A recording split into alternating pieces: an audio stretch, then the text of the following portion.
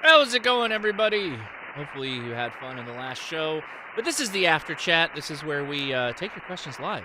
Hopefully answer them, too. With a preference being first-timers. We want to help the first-timers out as much as possible so we can get you on the air and keep you on the air, right? That's our major goal.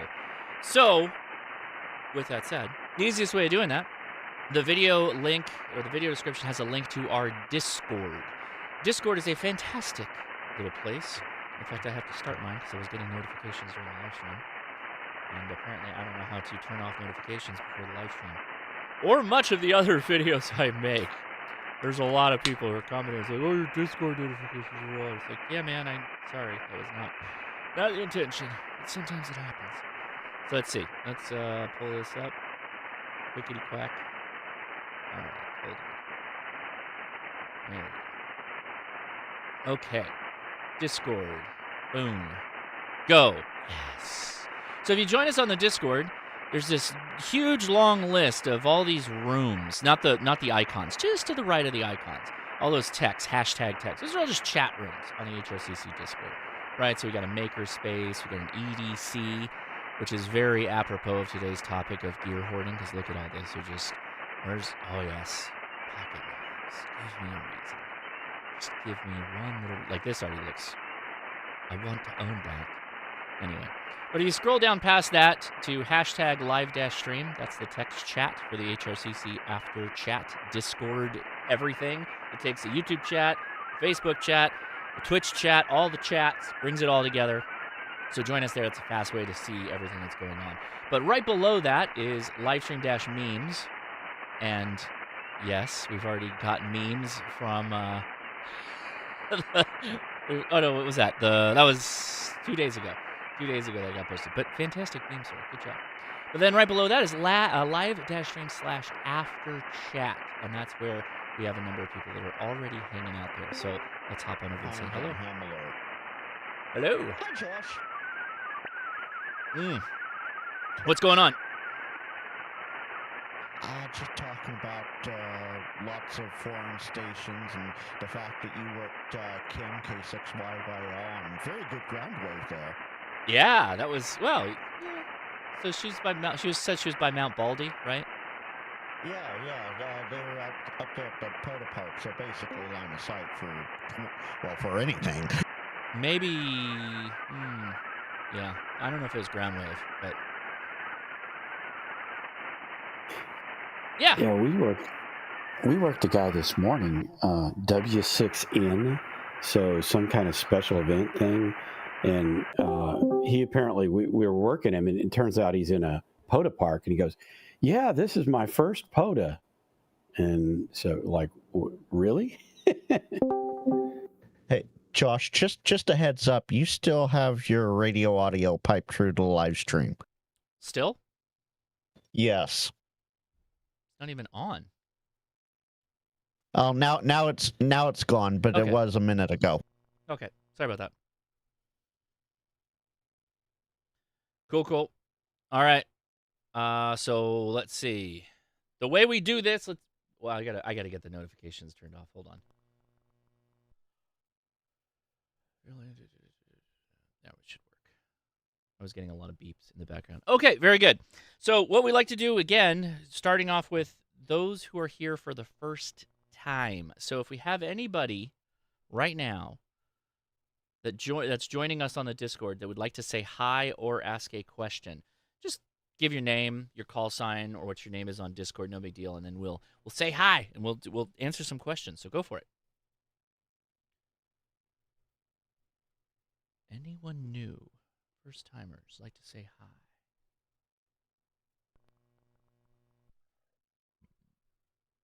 Excuse me. Well, we can hang out, and as more people join, we'll stop and pause and ask them how they're doing and ask if they have questions. What else? Anybody else do anything fun in ham radio this week? Or I guess last week, too. We haven't really talked about what they've done recently in ham radio in a while. I got a full K4 set. Oh, really? Nice. Yeah, I got. For some reason I keep checking, and I shouldn't be doing this, but I keep checking MTC's used section, Mm-hmm. and I mean he's had a K4, a Cat 4 or a Cat 500, Mm-hmm. a KPA 500, and just yesterday he had a K-Pod 4. So I have the whole setup now. So what is the full setup? I don't Well, know. This is all new to me. okay. If you go to, or well, anyway, it's the K4, and there's several versions of the K4. But anyway, K4. Then you can get one of the KPA amplifiers, and the KPA 1500 will have a built-in tuner, or the or the KPA 500 has a separate tuner, a Cat 500. And then the K pod is a little pod that goes with the radio that has a number of function buttons plus a dial so that you can actually move it remotely and run it remotely. Mm-hmm. I know we talked briefly in Patreon, I think, but about all this new software that's coming out that's vibe coded. Yes. But anyway, this is actually not vibe coded. There's a reason I'm mentioning it. Mm-hmm. There's a guy that's working on a program called QK4, and Elecraft has noticed that and said, this is so much better than our VK4 that we're trying to work on. We're canceling the VK4 and putting all of our effort into helping this guy with QK4. And it is excellent software. He's still in like early beta, but it's fully functional, absolutely fully functional. And you can remote very easily because I mean, everything has some way of being connected to a computer, either serial port or Ethernet. The radio's Ethernet. The Cat 500 and the KPA 500 are serial. However, when they're connected to the radio just recognizes them and runs them. So you really don't have to set anything up or do anything. Everything just works together. I am so impressed with the Elecraft stuff that it's literally my daily driver now. Really? Because you've had just about every radio under the sun from all the major manufacturers and some of the smaller ones as well. And so you're like, you're locked in. You're like, this is it. Well, this is it, but it's not that I'm giving up any of the other ones. No, yeah. I would have never assumed, and that's exactly on brand for this after chat. So, yeah. Well, I did get rid of the 7300 and replaced it with a 7300 Mark II. Okay. So. Yeah. Got to have the Ethernet port, right? Mm-hmm. Well, the HDMI is what I really wish was on everything, that allowed you to then do audio over the HDMI, because that makes things so much easier for me. Like we just experienced with the audio in the background. That's because I have to use a secondary audio adapter to get the radio's audio into the live stream, and it's a pain in the butt. Versus if it was just HDMI, turning the feed off and on when the radio's on the screen, you'd hear the radio. And then you could just control it with the volume slider. Mm-hmm. So much easier, but alas, here we are. Onan, Flex, Elecraft all have the HDMI ports on them. Then they should. So, they all should at this point. So yeah. Well, I mean, they had them before the Mark II came out. Well, of course, I'm not. It's not a competition. Anyway, I agree with you. No, I'm just saying, if y'all could have gotten, you being a YouTuber, could have gotten one much earlier. That's all I'm getting at. Well, you already know my Flex problem, so we're not going to rehash that. Well, yeah, I understand that, but the Onans, and boy, I'm telling you, there's nothing like an Onan radio. And that's why you're using an Elecraft, right?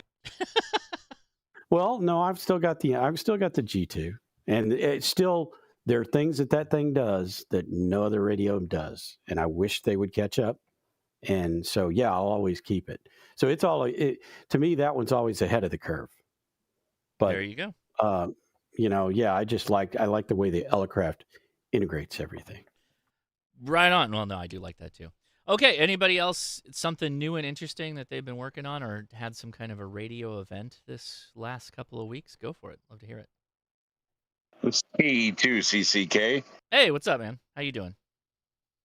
Yeah, I'm doing good. Josh actually just did a public event here in a small little town in upstate New York called Truxton, Mhm. and got the community involved, the youth involved with ham radio. And we did like a little public event where we had the kids typing Morse code, and they got certificates. It was a wonderful event. I love that. And yeah, and actually, I just picked up this ICOM 7300, and I just made contact with you about 15 minutes ago. I was running this thing barefoot on an end-fed half wave from upstate New York. That was you. Yeah. Right on, man. So, well done. I was doing 500 watts into a 3-element Yagi, and you were still making it just fine. So, good job.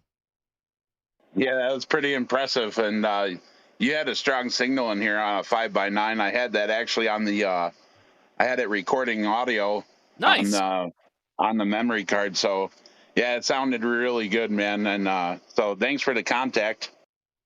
Well, thank you. I appreciate that. That's excellent. I love it. Anybody else? So a little side adjacent ham radio thing. I'm working on a program, and it's finally getting somewhere where I want to sort of kind of talk about it. Mac will probably no longer be left in the dust when it comes to WinLink on Mac OS, and that's all I'm going to be able to say about it. But that's why you received 6 messages from me tonight, as I was using the new program, and for some reason it glitched. Is it only Mac OS, or will it work on iPad too? It is only Mac OS, because as far as I know, Radio Mail works on iPad, doesn't it? Yeah, but that doesn't work with it's not seamless with Vara. So your problems are Okay. modes. So Radio Mail works great when the radio has a TNC built in, but if it doesn't, then you have to use like a second computer that you can tunnel into for Vara HF. Yeah, what I'm working on with a couple people is going to completely bypass that, so it will have its own type of Vara HF to use with the program. Okay, so you do have to get it's running Vara HF, but it's not because that's a Windows app. So how are you running that? It's so I have someone else working on doing the back end stuff here, but from what I can say so far is we're basically rewriting Vara but for Mac purposes. You better be careful with that for reasons Mhm. that I know about in the background. Yeah, I know the Vara team is very highly. Yeah, we're trying something new, so it will be a sound modem basically that will work with a version of WinLink that is Mac native. We're doing it from scratch basically. I wait to hear more. Very excited to hear more. So please let me know when you have something to take a look at. Oh, you know I will. We have the telnet side set just perfect, but that's easy peasy. It's the radio side that gets complicated. Yeah, absolutely. Cool. Well, good for you. Excellent. All right, we'll take another pass. Is there anybody here for the first time that'd like to say hi or ask a question? Come now. We'd love to answer newcomer questions, and I am watching the chat as well, so. I don't even know what a slop bucket 2 kit is. Does somebody have a... Somebody just said that in chat. Now I have to go look that up. What the heck is a slop bucket 2? I've attempted to build a slop bucket 2 kit and messed it up. Buddy, I don't even know what that is. I'm gonna have to pull that up right now. So hold on, let me go back here. Oh, my last screen died. Slop bucket 2.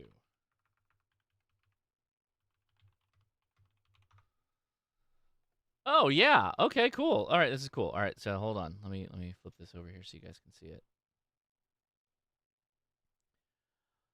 Okay. Slop bucket 2. Slop bucket 2 built so far. Literally buckets now.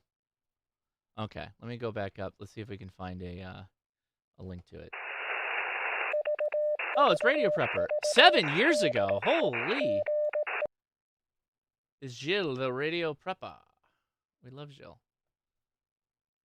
Jumping along here. Oh, it's surface mounts. Ooh, I'd be down for that. I'm down. I'm gonna pause it there. Let me see if we can find the kit. Those are a lot of affiliate links.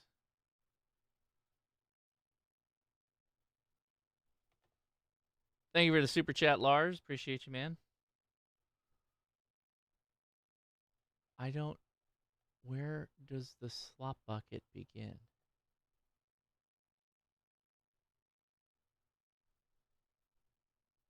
Does anybody know where the link is for the slop bucket? I'll sort of help here. Hey, Joshua, you know how to get a hold of me. Send me a message with whatever link you have, and I'll share it with Josh. Or they just drop it in the chat. Mhm. I don't know if he's in the HRCC Discord. Oh, okay.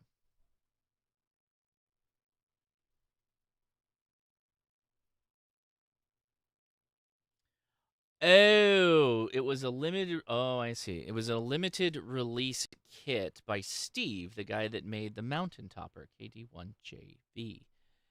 Interesting.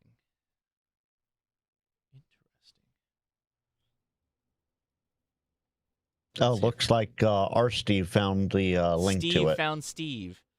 Getting to know your series Mountain Topper. Yeah. Is there a slot bucket?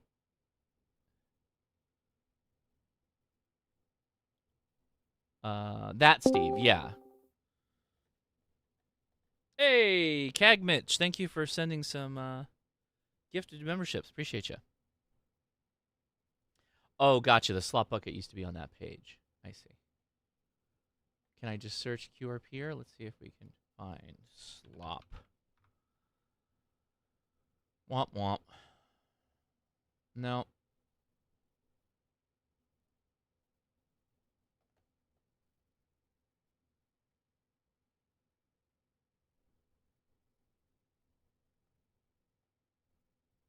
No. Okay. Looking, I didn't see anything. So, well, good luck on your slop bucket kit building. I would recommend a hot reflow device if you've got something like that. Doing solid state or surface mounts with an iron is totally doable, but I like to use the little reflow blower kits. All right. Let's see. I'll do another call for... Oh, wait. It's on a Russian page. Oh, I'm not going to click no Russian links. Are you kidding me, Steve? I'm just kidding. Let's see. Uh-oh, here we go.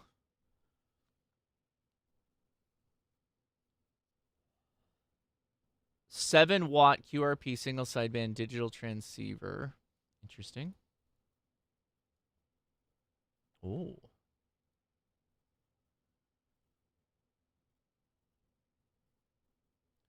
Single sideband and CW. Okay. Oh. That is literally a surface mount kit. Oh my goodness. Oh man. That is actually a little daunting now that I see it like that.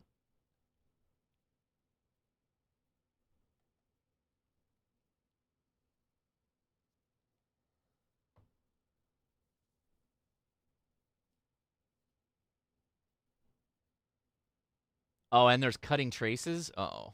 I don't know. I don't know, guys. I don't know. This is something that Adam should do. Where's Adam's in the chat? He should build one of these. We should find one and get it for Adam. Adam's probably already made 3 of them. I don't know. These seem like they might be pretty rare. I could be wrong, but the slop bucket.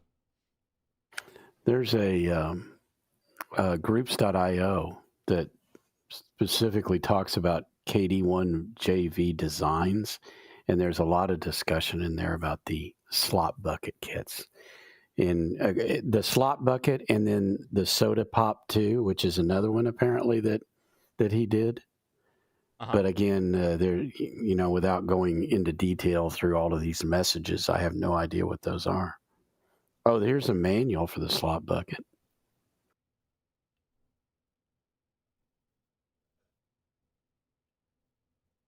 I think my issue is not so much building kits.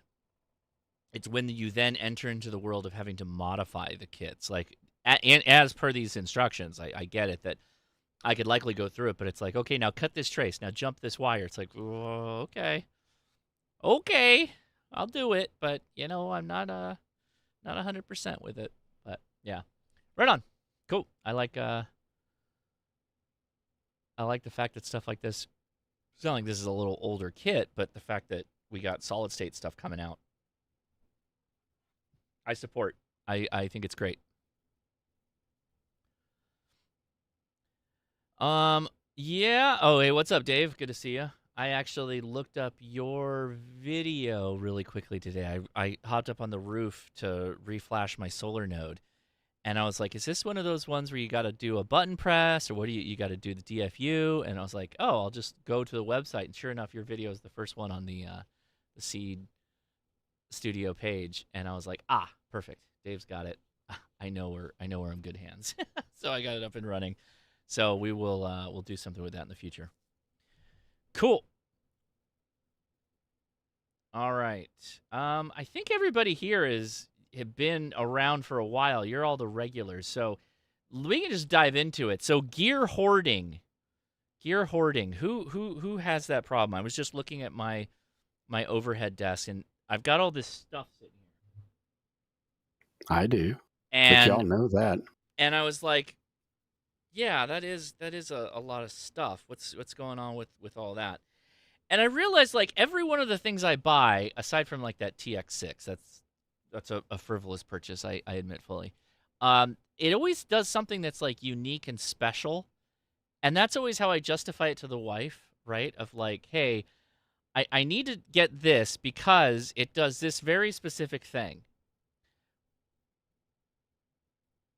But what is it about that? Like, is it just the I have to? For me, it's like, oh, I want to operate on all the things and all the bands.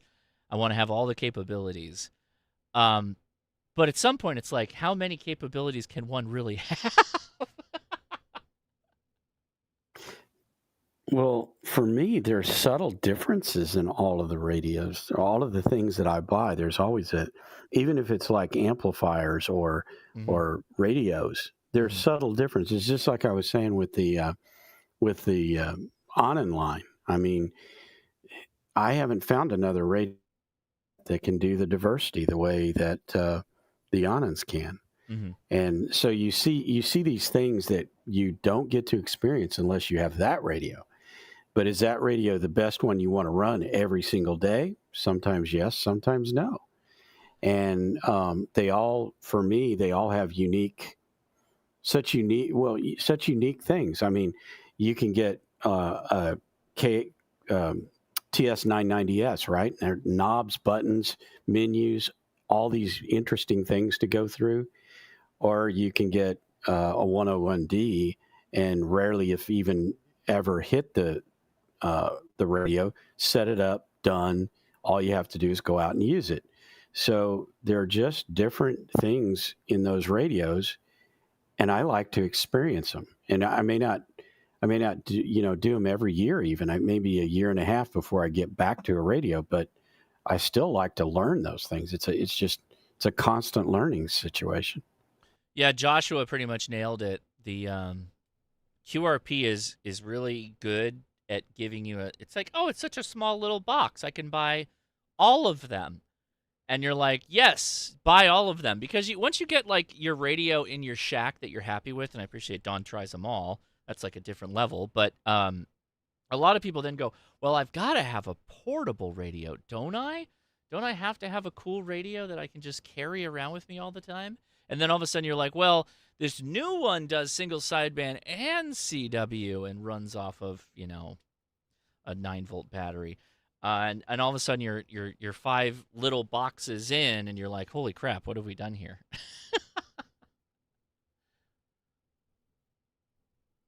So one thing that people ask me all the time, they're like, "But Frank, you have all these radios. You can only talk on one at a time, or you can only listen to one at a time." I'm like, "Yeah, okay, maybe I can only talk on one at a time, but I can listen to 6 or 8 different radios and know which radio's squawking and which one is the one I got to listen to quite easily."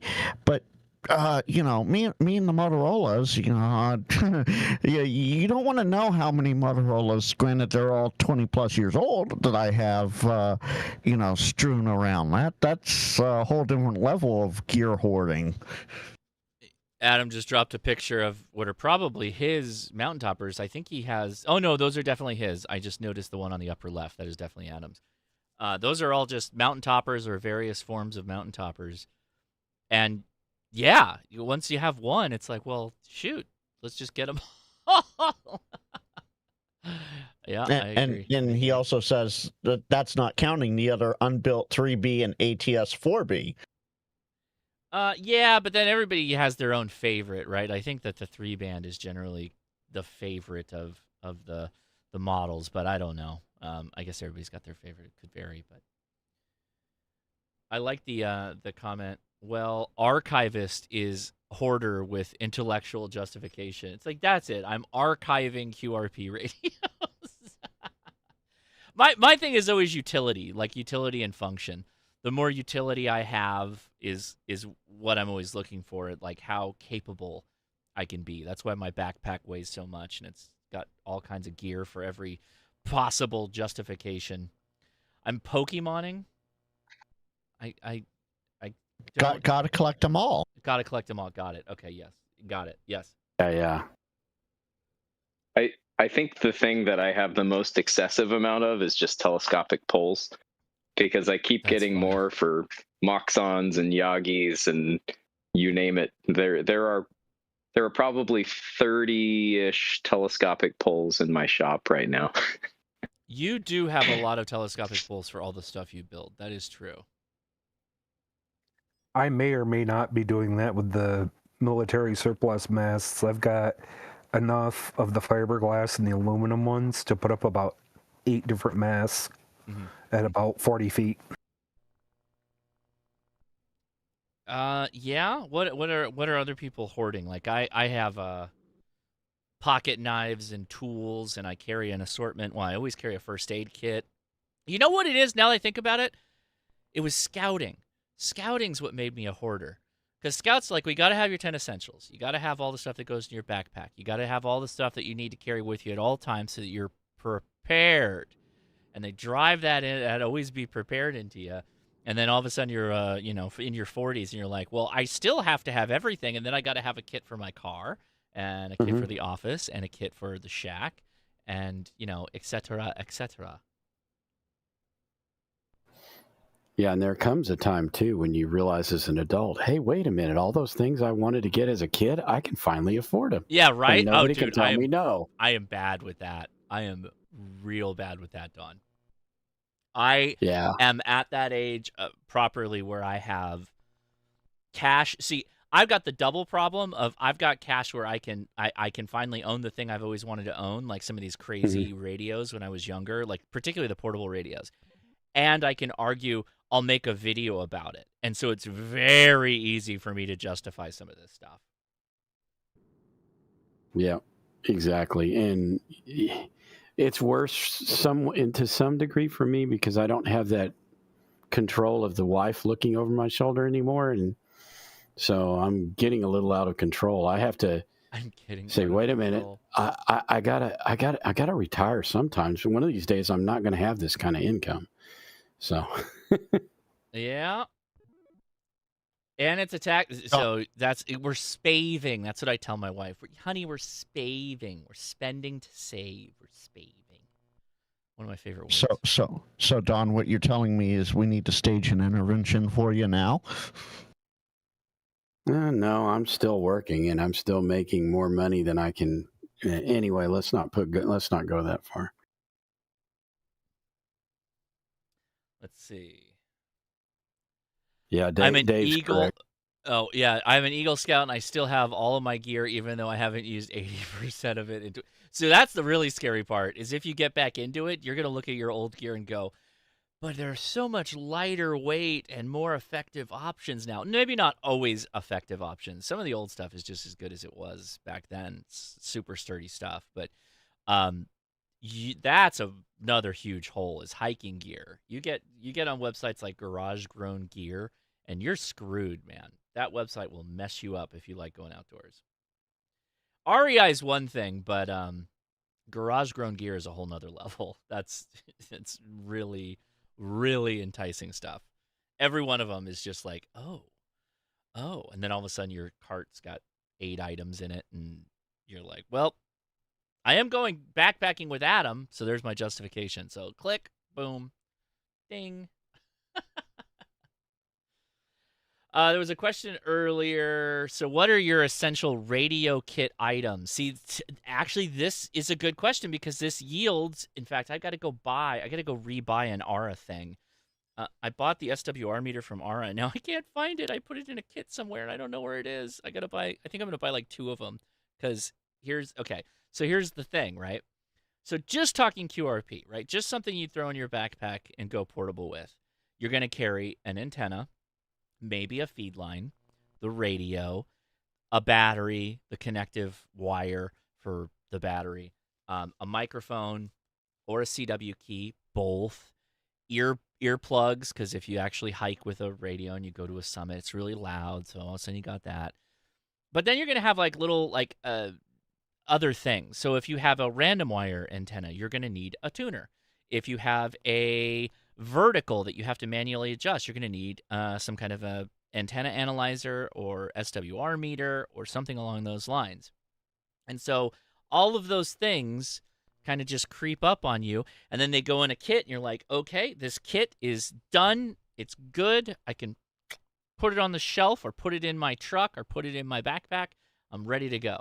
And then you find another radio, or maybe they upgrade the same radio. Lars at right? Is that Lars? No, Lars is my friend. Who am I thinking? Hans at QRP Labs. He'll come out with a different version of the radio year to year, and you're like, well, gotta get that one too, because you enjoy building them. And then that's another hole. You like building kits, so you build more radios. You build more radios, you need more equipment to go into blah blah blah blah blah.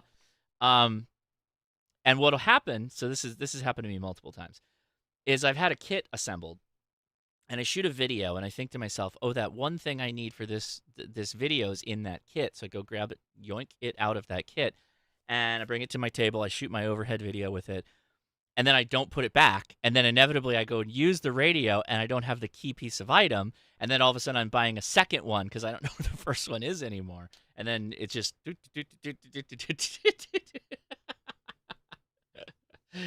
It's like that. That's it, right? That's it in a nutshell. Josh. Yes. Get 3M 35 vinyl electrical tape in every color and just storm through everything you own and color code it all. I don't think that's going to work for me. What do you mean? So walk me through that because I don't get it. Okay, so you're familiar with electrical tape, so we'll skip that part. Yeah. Let's say you wrap purple around the cord of something that goes with all the other purple stuff. Some of it may have a strip of tape on the bottom, some around a cord, some wherever it makes sense, but also where you won't miss it. Okay. Other stuff that's pink, maybe some of that overlaps with the purple, maybe it doesn't. Red and blue, green and yellow, whatever. So like try to pair things, but also at the end of the day, all the green stuff should have a home with all the rest of the green stuff, etc. How many colors does I want to say 8 or 10. That's probably like it's more than just the rainbow, but it's fewer than 50.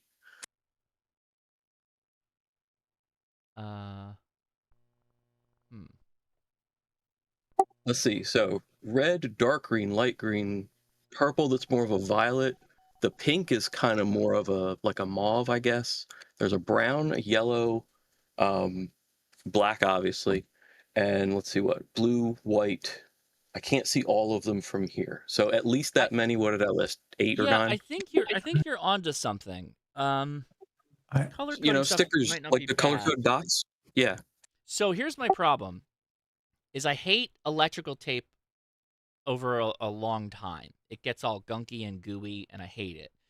I'm wondering if there's a 3D print solution that you could, like, a little clamp that you could put on a wire, and then you could just change the colors. Yeah, you can do that also. You can also do colored heat shrink for things. There you go. Now we're on to something. Now that mean that's not going to help for the radio, but the radio you could use nail polish. And by the way, nail polish is not a bad solution here too, with where you're going. Nail polish is excellent. I like that idea. So okay. Yeah. So all of these together, you'll find the one that works for you. But as a quick and easy, I'm gonna get to the end of this eventually, but I'm starting, and that's the hardest part. Electrical tape is not the hardest way to start.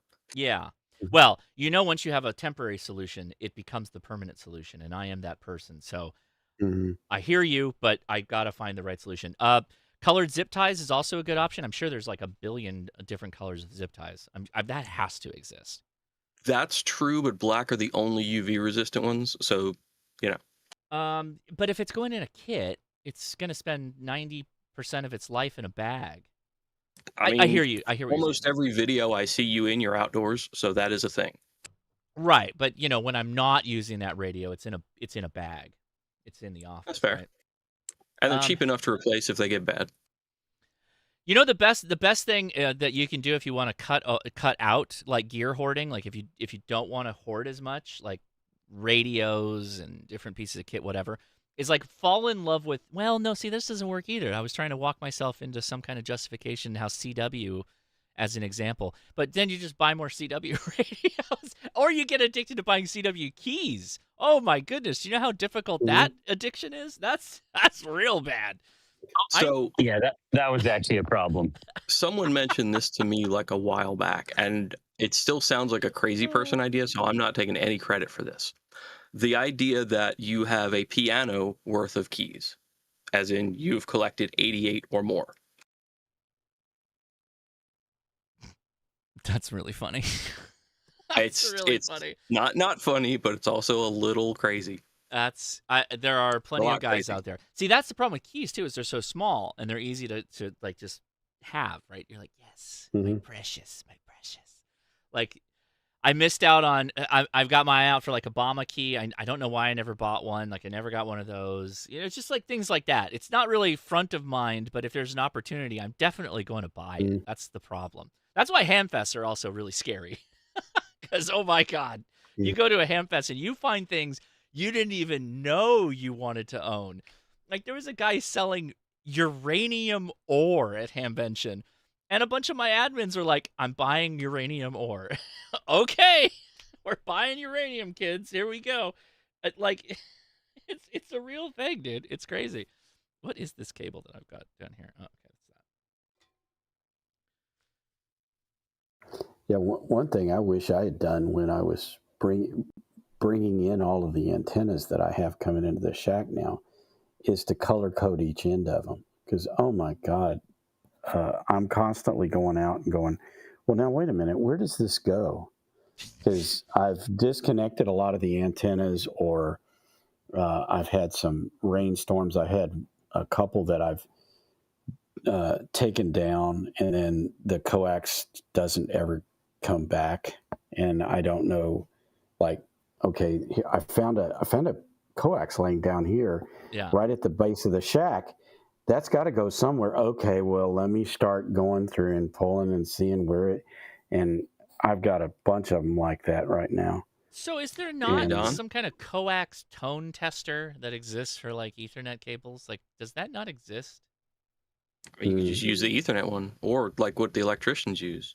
I have a suggestion as well, though, related to what Don said, reminded me. So we all have a label maker, right? Most of us have 5. Your label maker should have a label that says label maker on the label maker. But do a flag, or either do one like, I'm going to say like tall wise, marquee wise on your coax when you do find what it goes to. clear, get the vinyl shrink wrap and do it clear. So like if you do a big bold font, print it on the label, it's going to distort a little bit when you put shrink wrap over it. Or, you know, what is the, I'm drawing a blank. Shrink wrap is fine though. Do that and then it'll be on there forever, whether you like it or not. Yeah, but no, with heat shrink, I've seen, first of all, heat shrink's hard to get over cables sometimes when the connectors are already on it. But when you do it, I've had it degrade over time, especially in the heat of the summers out here, in the constant sun that we get, and it will just, you know, get brittle and flake off. So I know there's got to be a solution to that. There's got to be the right kind. Are you looking to label it in the box or inside the shack? Well, I mean, I've got some that come through the wall of the shack, and then I've got some that come up to the, well, I mean, all of them eventually come into, or somehow come into the shack. And then they go outside and they may be 200 to 300. I've got some that are 200 and 300 feet long. So, and they cross over themselves. Like if I'm going out to a specific area, those will all be in a bundle, but eventually they'll start to, you know, go one way or another. But do you need to label that end of them or only just the shack end?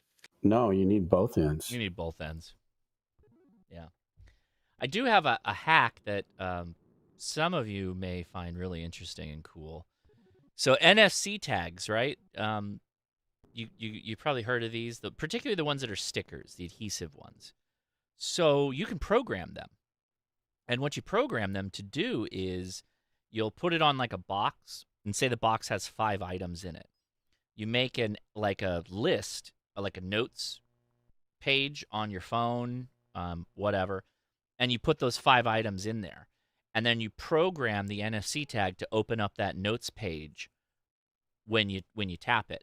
That way you can quickly like dink the NFC tag and it'll tell you everything that's in the box, assuming you're organized enough to keep it together. Yeah, there's all kinds of NFC like apps for your phone. iPhone does it natively where you can make shortcuts that like any NFC tag, if I click it, it'll pull up a notes app and it'll say like, here's what I think's in that box. It's kind of like the gear. There's a gear system that Milwaukee uses for like scanning tools and stuff. It's the same concept.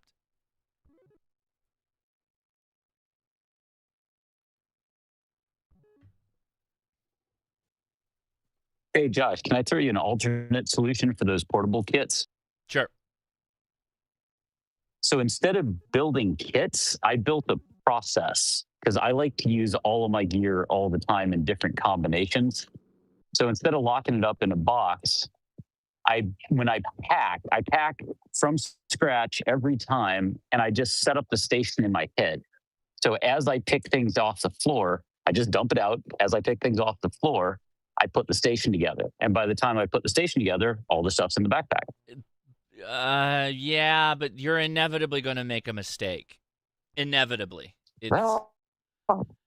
It may not have happened to you yet, but just I haven't yet. Enough time, it will happen, particularly if you're doing it in your head. If you go like hands-on and like put it all together, yes, but that's also a bit of you having the time to do that. I don't often. So, hey, guess what? You're gonna learn that real quick, buddy. You're gonna find that out real fast. How about a couple of months here? You're gonna get real busy all of a sudden, and you're not gonna have the time to sit down and mentally build the radio in my head. that your days of that are numbered, kid. I can do the whole thing in under about 3 minutes. Under about 3 minutes. One BNC adapter short. You're thinking as though you have silence and you can focus and your brain is not thinking about 3 other things simultaneously. Just keep in mind what I'm telling you, sir. Just keep in mind what I'm telling you. Yeah, no, that's fine. You know what? Maybe I will discover a love of kits. Maybe what I'll really need is to get 3 more modern Morse paddles to go with every radio I own. That's right. Yeah. Got to stay on brand for tonight. That's funny. Hey, Josh. Yep. Sorry, I just found the push to talk key. What up, man? How you doing? Good. So, what we use in the field, when a label absolutely positively must be there 30 years later, we use the Brady permasleeves and a Brady labeler, and pretty much every cable, every piece of coax, every wire has a run list when you do an installation or when there's an installation. The labelers these days are not terribly expensive. Back in the day, they were very, very expensive, but you can even buy the Dymo Rhino for, I think there's a cheap one, I think for about $100 or just under $100. But those labels are indestructible. But what I did here, I do own a Brady permasleeve labeler, but what I did here is I did use color-coded heat shrink. I used the marine grade with the adhesive, so I know what color coax goes to where. When I go to identify them, I usually just go up to the roof. I'll put the short on from one of my open short load kits. I'll put the short on. You just answered my question. Yes. They just tone it out, and that's how I find the. That's why we don't need a toning kit, because you could just short the freaking coax. Yes, of course. It's very easy. Course. I mean, if it really got confusing, you could put the chicken on it, and anybody who's been in the industry knows what a chicken is, or a toner. But yeah, there's really no need. I just put the short on it and find which one's not open. And that's typically how I do it. Dawn's not wrong about heat shrink outside. Over a period of time, depending on the brand, irradiated polyolefin does have a shelf life and can degrade with UV, but there are the Thomas & Betts stuff, the real stuff, I've never had a problem with. In fact, we usually use a printed label with a piece of Kapton tape over it, and then a clear shrink over that. And if it's if it has to sit outside and we need to know what it is, I mean, I've got labels in the field that are to high power RF systems that are 30 plus years old, and that's like I can go revisit that site, and that label looks just like the day I printed it, on a IBM Selectric typewriter. So I mean, that's but that is one way to do it. If you use good materials, it will last. That stuff will last. But the heat shrink is a great way to go if you're just going to color code the cables, or the paint markers are another great way, because they won't rub off, especially if you have to pull it. If you want to mark them before you pull them, if you put 2 or 3 tick marks along the way, you'll know, when you go to pull it, they won't rub off as easily as, say, a paper label or something like that. Interesting. Yeah, I can see that. Wow. Yeah, that's a good tip.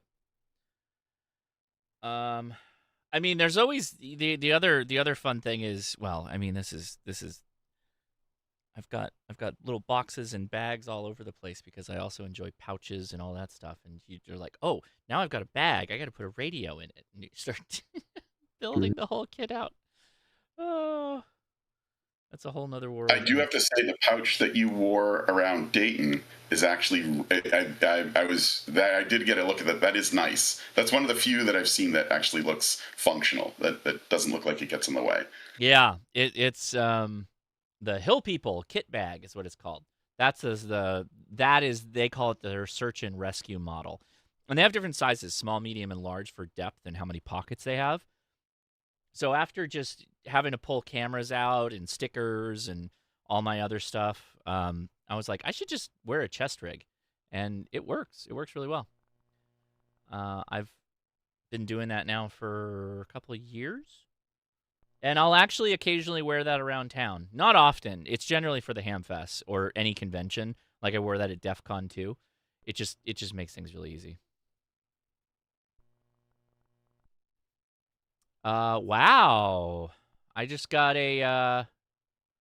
somebody just connected to my VAR AC, one FM4 Ti just connected. Interesting. Where is FM4 Ti? Caribbean. Is that? Martinique. Martinique. Wow, that's cool. Let's see if it actually goes through. Interesting.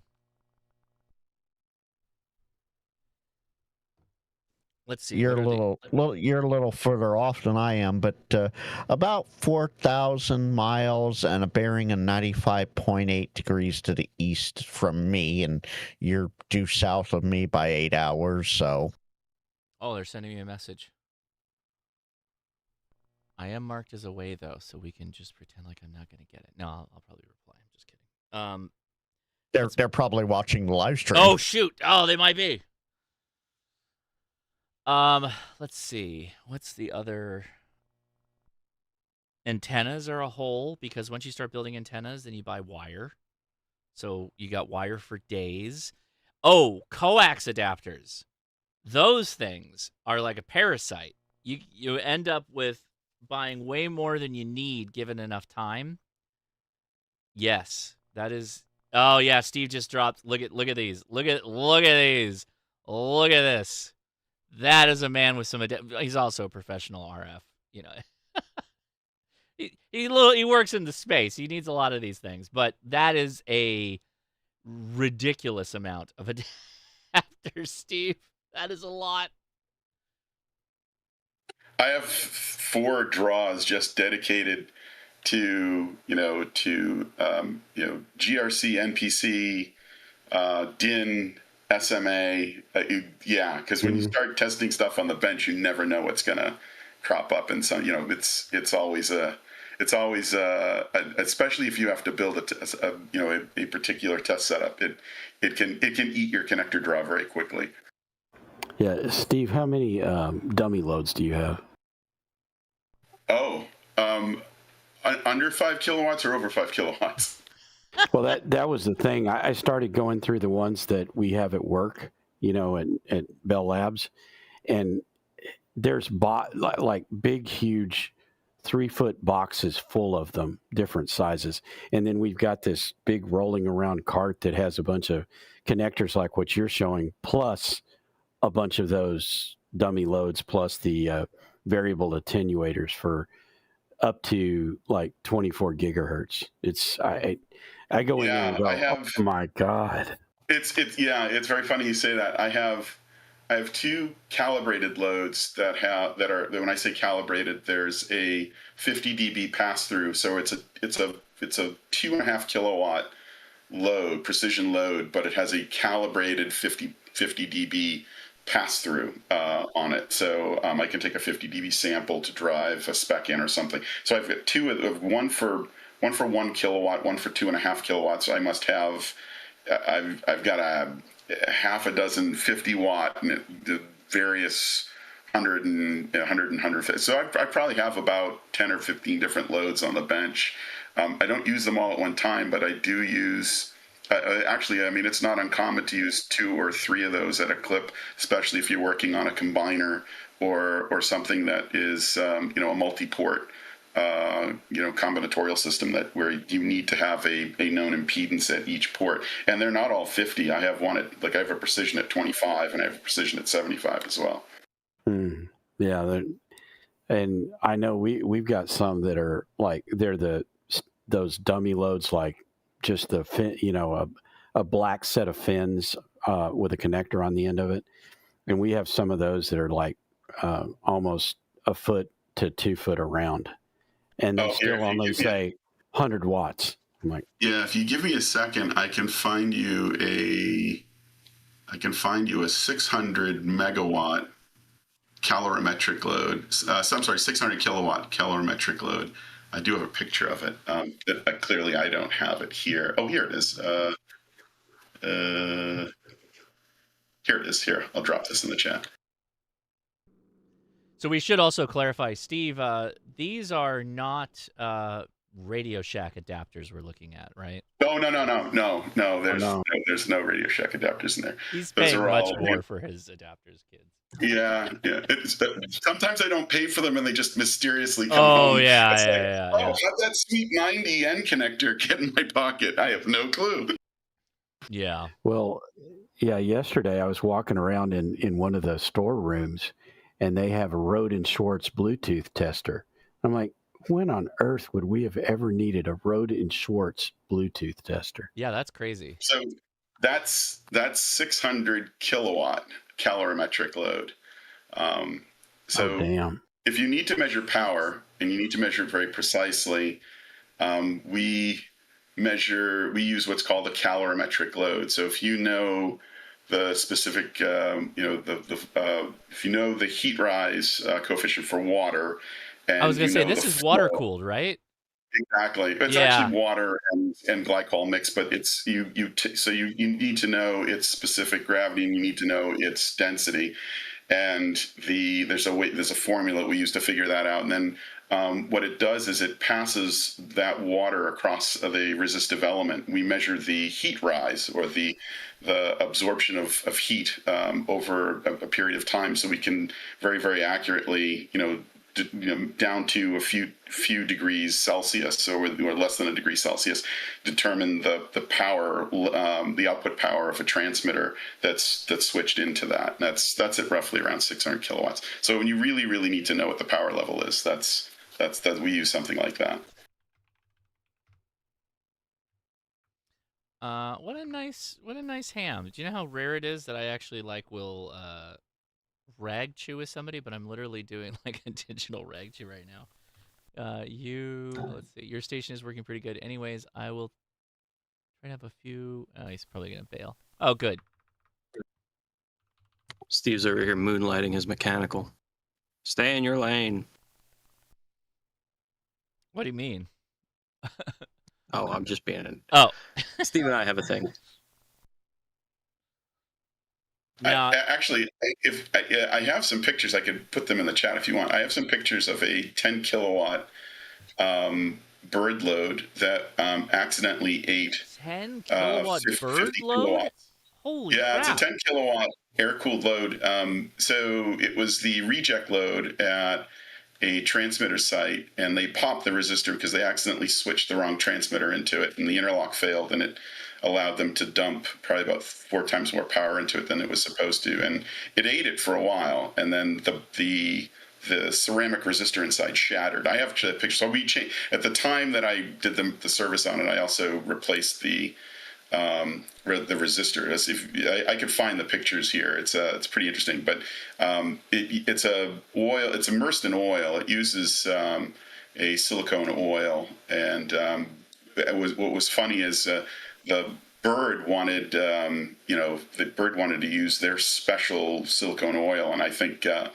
I ended up looking at the sheets and I said, this looks a lot like the same oil that we use in oleostruts in aircraft. And sure enough, it's PDMX. So PMDX. So we used that, which was like, I think $20 a gallon at the time.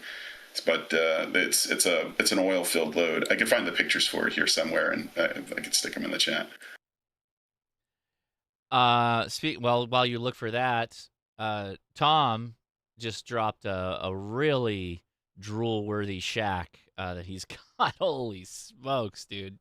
I like that the SP600 in the lower right. No one has done such a good job making a bunch of metal boxes look so cozy. With your big chair there, it looks very cozy to operate from, in a good way. Like in a good way. That's really cool. That is a cool shack, man. Holy smokes. Guaranteed you don't need a heater of any sort in that shack during the winter. Well, I don't think all of them are running at one time, but maybe I'm wrong. Maybe they're all plumbed, which would be crazy. Even just one of those running, you don't need a shack heater. I owned a pair of Gold Dust twins. I owned a 32V3 and the 75A4. And so I can tell you, running both of those and the amplifier at the same time will definitely. There's no need to have the heat on in the house. Oh, we got a good bag question from Rolla in the chat. What's up, man? I think I have the 3-liter sling, but I can't imagine that the KX2 would. Oh, KX3? That I don't know. I don't own a KX3. KX2 would fit though. KX2 will fit, no problem. I'm still not team KX3. I know everybody's like, oh, they perform better. You got an extra band, but it's just too big for my tastes, personally. You've now dipped into QRP. Well, what am I thinking of? Pokemon. No, yeah, I am thinking of Pokemon. Pokemon. Why does he call me back? No, we're good. What am I thinking of? Oh, QRP. It's the 50-watt TX599 setup. QRP station. That, like, where is it? I'll just grab it. This is, like, for me, this is one of my favorite radios. Hold on. For a while, I didn't know that the radio was not just part of that thing. I thought it was just that was the option if you wanted to own that radio. No, the radio, you can buy the radio. It's like 5 watts. You're good to go. Yeah, I found that out later. So this is my little QRP station. Yes, the KX3 is smaller than this. I get it, but this does 50 watts. And I have a little accoutrement bag in here, but this is like an old it's an old Harris radio sleeve that I actually got. I don't know where I got it from. It's like surplus, whatever. Is it the Falcon bag? I don't know. Let me see. Oh no, it's Blackhawk. Some old. It's not Blackhawk, actually okay. surplus. It's like cheap LARP surplus. Okay.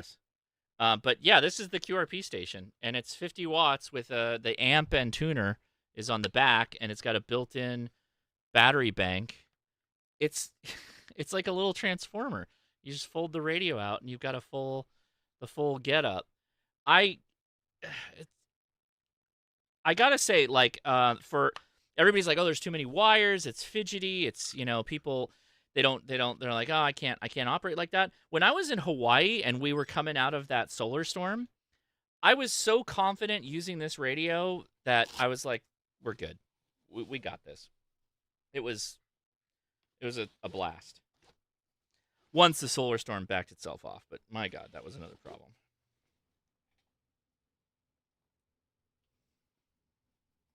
I posted some pictures of that load in the. I don't know if anybody's interested in what a 10 kilowatt load looks like after it's been blowed up.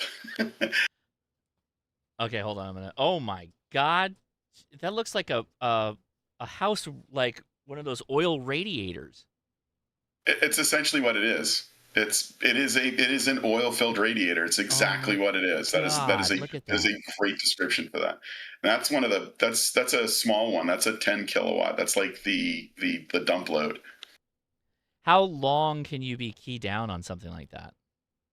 Oh, you could probably put 20 kilowatts into that. Yeah, if you could easily do 15 or 20 and walk away. It'll get a little warm. But it'll take it. It's when you put 50, 60 kilowatts into it, it doesn't like that much. So it's just you can just be sustained 20K into that, and just that's it. Yeah, it's happened. I only know because they did it one weekend and left it, and somebody had actually put the wrong transmitter into the wrong port, and the dump load had 20 kilowatts going to it. Holy. Okay. What frequency is that? That's DC to. I don't think it'll. I don't. Maybe. Actually, I don't know what the. It's definitely not microwave, but I mean, it's broadband. Okay. The answer is yes. Yeah, because all of the ones we have are like anywhere from 3.5 to 24 gigahertz. But yeah, you're not dumping that into there, but no, because we never use that kind of power. No. Well, there are systems I've used that have peak pulse power outputs, even though it's a very, very short duration pulse. The power integration the integrated power is still very, very high. But I have seen dump loads at L band that'll take a kilowatt or two easily. It's kind of scary. That is actually kind of scarier. Yeah. For sure. I don't know if you scroll back, you'll see the actual resistor. I posted some pictures of the resistor that had blown up. Oh, that's the oil. That was when we drained the oil and pumped in the new. Oh, is that it? Yeah. Yeah, that's the so that's a 3 1/8 EIA flange connector, and you can see that was what I fished out of the oil cavity. That's the actual resistor. There's a copper screen that goes over that, and I don't have a picture of that, but there's like a load protector for that. Oh, and if you scroll up a little bit, a couple more, I think there's actually where it was. It's very common in some of the transmitter sites that don't. There you go. I think you just yeah. That's actually mounted in the ceiling on Unistrut. I had to we built a custom lift out of a Amazon special transmission jack to get the height, and I built a Unistrut frame so that we could get under it, unbolt the Unistrut, and then lower it down, because that thing's a few hundred pounds. Steve, I'm trying to find pictures of the test stay and load we had up in Quincy that would that would do 100. Yes, I've seen that. That's a thing of beauty. Here's a nice. Yeah, sorry. Go ahead. Oh no, go ahead. I'm sorry. I was just saying, there's a picture here I'm showing of Tom was showing not just his crazy boat anchors, but here's his QRP collection, which is pretty vast actually. So pretty impressive. Sorry, go ahead, Steve. Oh no, that's somebody asked if the brass part is the connector. That's actually an adapter. The port is is an EIA flange. It's a coaxial connector, just very large for the power handling capacity. It's a 50 ohm connector, but to reduce it down and maintain the correct impedance, those adapters, that big brass part, that's the adapter that adapts from 3 1/8 down to, I think that's N. I actually have a custom one that was made that goes to SMA. It's a one-off adapter. It almost was a joke, but we actually do use it. I used to make those connectors.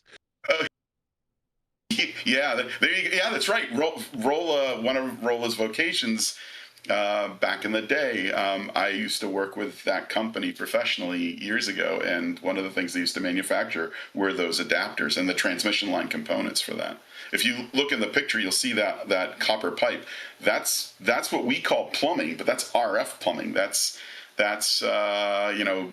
1/8 inch line that you would use to route RF around a transmitter site. Is Brooks in the chat by chance? I'm curious. I don't see him in the voice chat. So Brooks, I'll print you the 3D printed handle that goes on the elk. It goes just past the last element, and you're fine doing this, but it slims up the profile a little bit. So I'll try and do that. I don't know when I'm going to see you. Is Mark still here? Is he coming to field day? Do we lose Mark? Oh, hey, sorry. Brooks no, I was cooking dinner. Yes, Brooks will be at field day. If you just share the file with him, he's got fancy printers. He's got it covered. Oh, so perfect. Okay, yeah. Because post it in the chat, he'll grab it. What's cool about the little kit is it reuses the foam grip. You just pull the foam grip off and slide it on. Oh, nice. One, and you're good to go. Yeah, it's a pretty cool little setup. Yeah, I'm here. Just late to the button. Oh yeah. Oh, I missed you. Sorry. Where are you? What am I? There's not that many people here. How am I missing you? I'm over here on Discord. So yeah. Oh, there you are. You go ahead. Call sign first. That's it. Okay, cool. Let me find the link for it. But yeah, you see, like you can take less PVC crap with you if you just have the little handle. That was why I went with that. All right, that would be easier than what I'm using now, but it worked. Oh yeah, absolutely.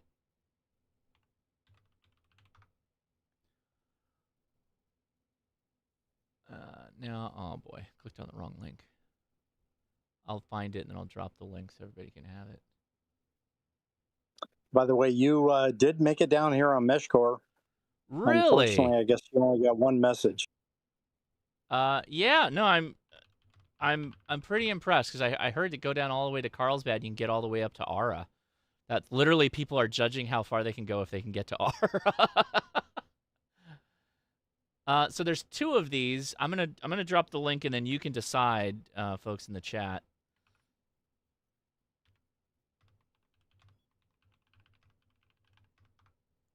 And so I'll show the group here. So there's two. I don't know which one is better. I think this is the one I printed, but that's what it literally straddles in, or it goes in between the two elements. So you have to like take out some of the fixtures there, or the hardware, and then once you got it attached, and it's like boom, handle. It's pretty slick. But let me see if this one's different. I kind of want to see the other one now. Oh, they look identical. Yeah, so that's kind of what it looks like. They look like the same thing. I think it's just a repost.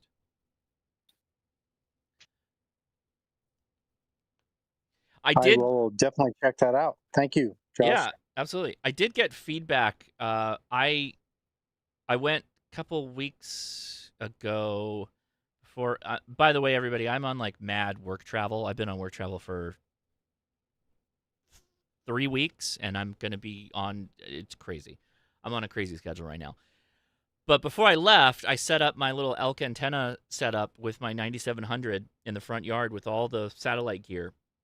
I had multiple people that emailed me after it like, hey, I heard you on the linear. You were making it no problem. Really good signal. It's just they couldn't get up to me. They couldn't get back up. But they're like, you're doing great. And it was all on the elk. It was all on the elk. I was, only a couple, like, about 15 watts or so that I was running. Very impressed. Very impressed. I appreciate it's not, the polarization is just horizontal, but yeah, pretty cool. I'm pretty happy with it so far. I appreciate it's not as portable as Adams, but I do it's a more portable option than the Arrow. We got to get actually. Oh, you know what? I'll mention that too. Steve, the tape tenna. So you're gonna modify that little bracket to work with the tape tenna, right? Yes. Yes, that's coming. Yes, absolutely. Because then we'll pick up a couple of extra elements. We'll pick up an extra element on 2 meters and a couple more elements on 70 centimeters, and I think it'll be lighter too. Yes. Yeah, we're working on. I'm also working on a 7-element version. Slightly longer boom. It's only a couple of inches longer, but I think we may be able to pick up 7 elements instead of the 5 that I have now. Yeah, that's gonna be awesome. Is it here? Is my elk antenna? It is here. Let me see. I will show only me. So they have a bag. The bag just kind of makes it look more bulky than it is, but that's the handle, and it just all the elements and stuff fit in it. And this is water pocket bubble in your backpacks. And so you strip out all those PVC parts. In fact, I can just take the mounts off, but I leave it in case I'm going to connect it to the satellite mount. But if you're hand holding it, like that's it. Like there's your handle. Yeah, it's pretty slick. Much easier to wave around than the elk or the Arrow. Nothing wrong with the Arrow. No complaints there. Just this is a little easier to fiddle with than the Arrow is when you're portable. Gear hoarding. Am I right, kids? Literally, it's like, yeah. You know what's the best is when you buy a 3D printer to print more gear to modify the gear you already own. And then the 3D printer requires more gear, right? And then you buy more printers. Yeah, exactly. I was going to say, you don't just stick with just one printer. No, of course not, Don. I went through that just before Dayton. I had a run, and I actually had to go out and go buy another printer. I spent another $1,700 on a printer because I didn't have enough bed space. So yeah, you need more potato chips. The only thing I'm getting there. Go ahead, Don. Sorry. Yeah, well, the only thing I'm getting scared of right now in buying another printer is I don't want to get one that's going to cause me to that's going to have the firmware issues, that's going to have the lockdowns and all the other crap they're threatening right now in New York and Washington. And I don't want to get into the politics of it or anything, but It seems like now 3D printers are becoming a political football. Hey, I bought a second printer just to print more special things that we might not be able to print anymore in California. I'm kidding. I didn't do that. I'm kidding. It's a joke for the stream. You can't make it. You can't say it for real. Allegedly. But real quick, allegedly, exactly. Mark Hughes. Yeah, Steve was at Dayton. He has a kind of a special spot. It's towards the backside of the. It's right up against the.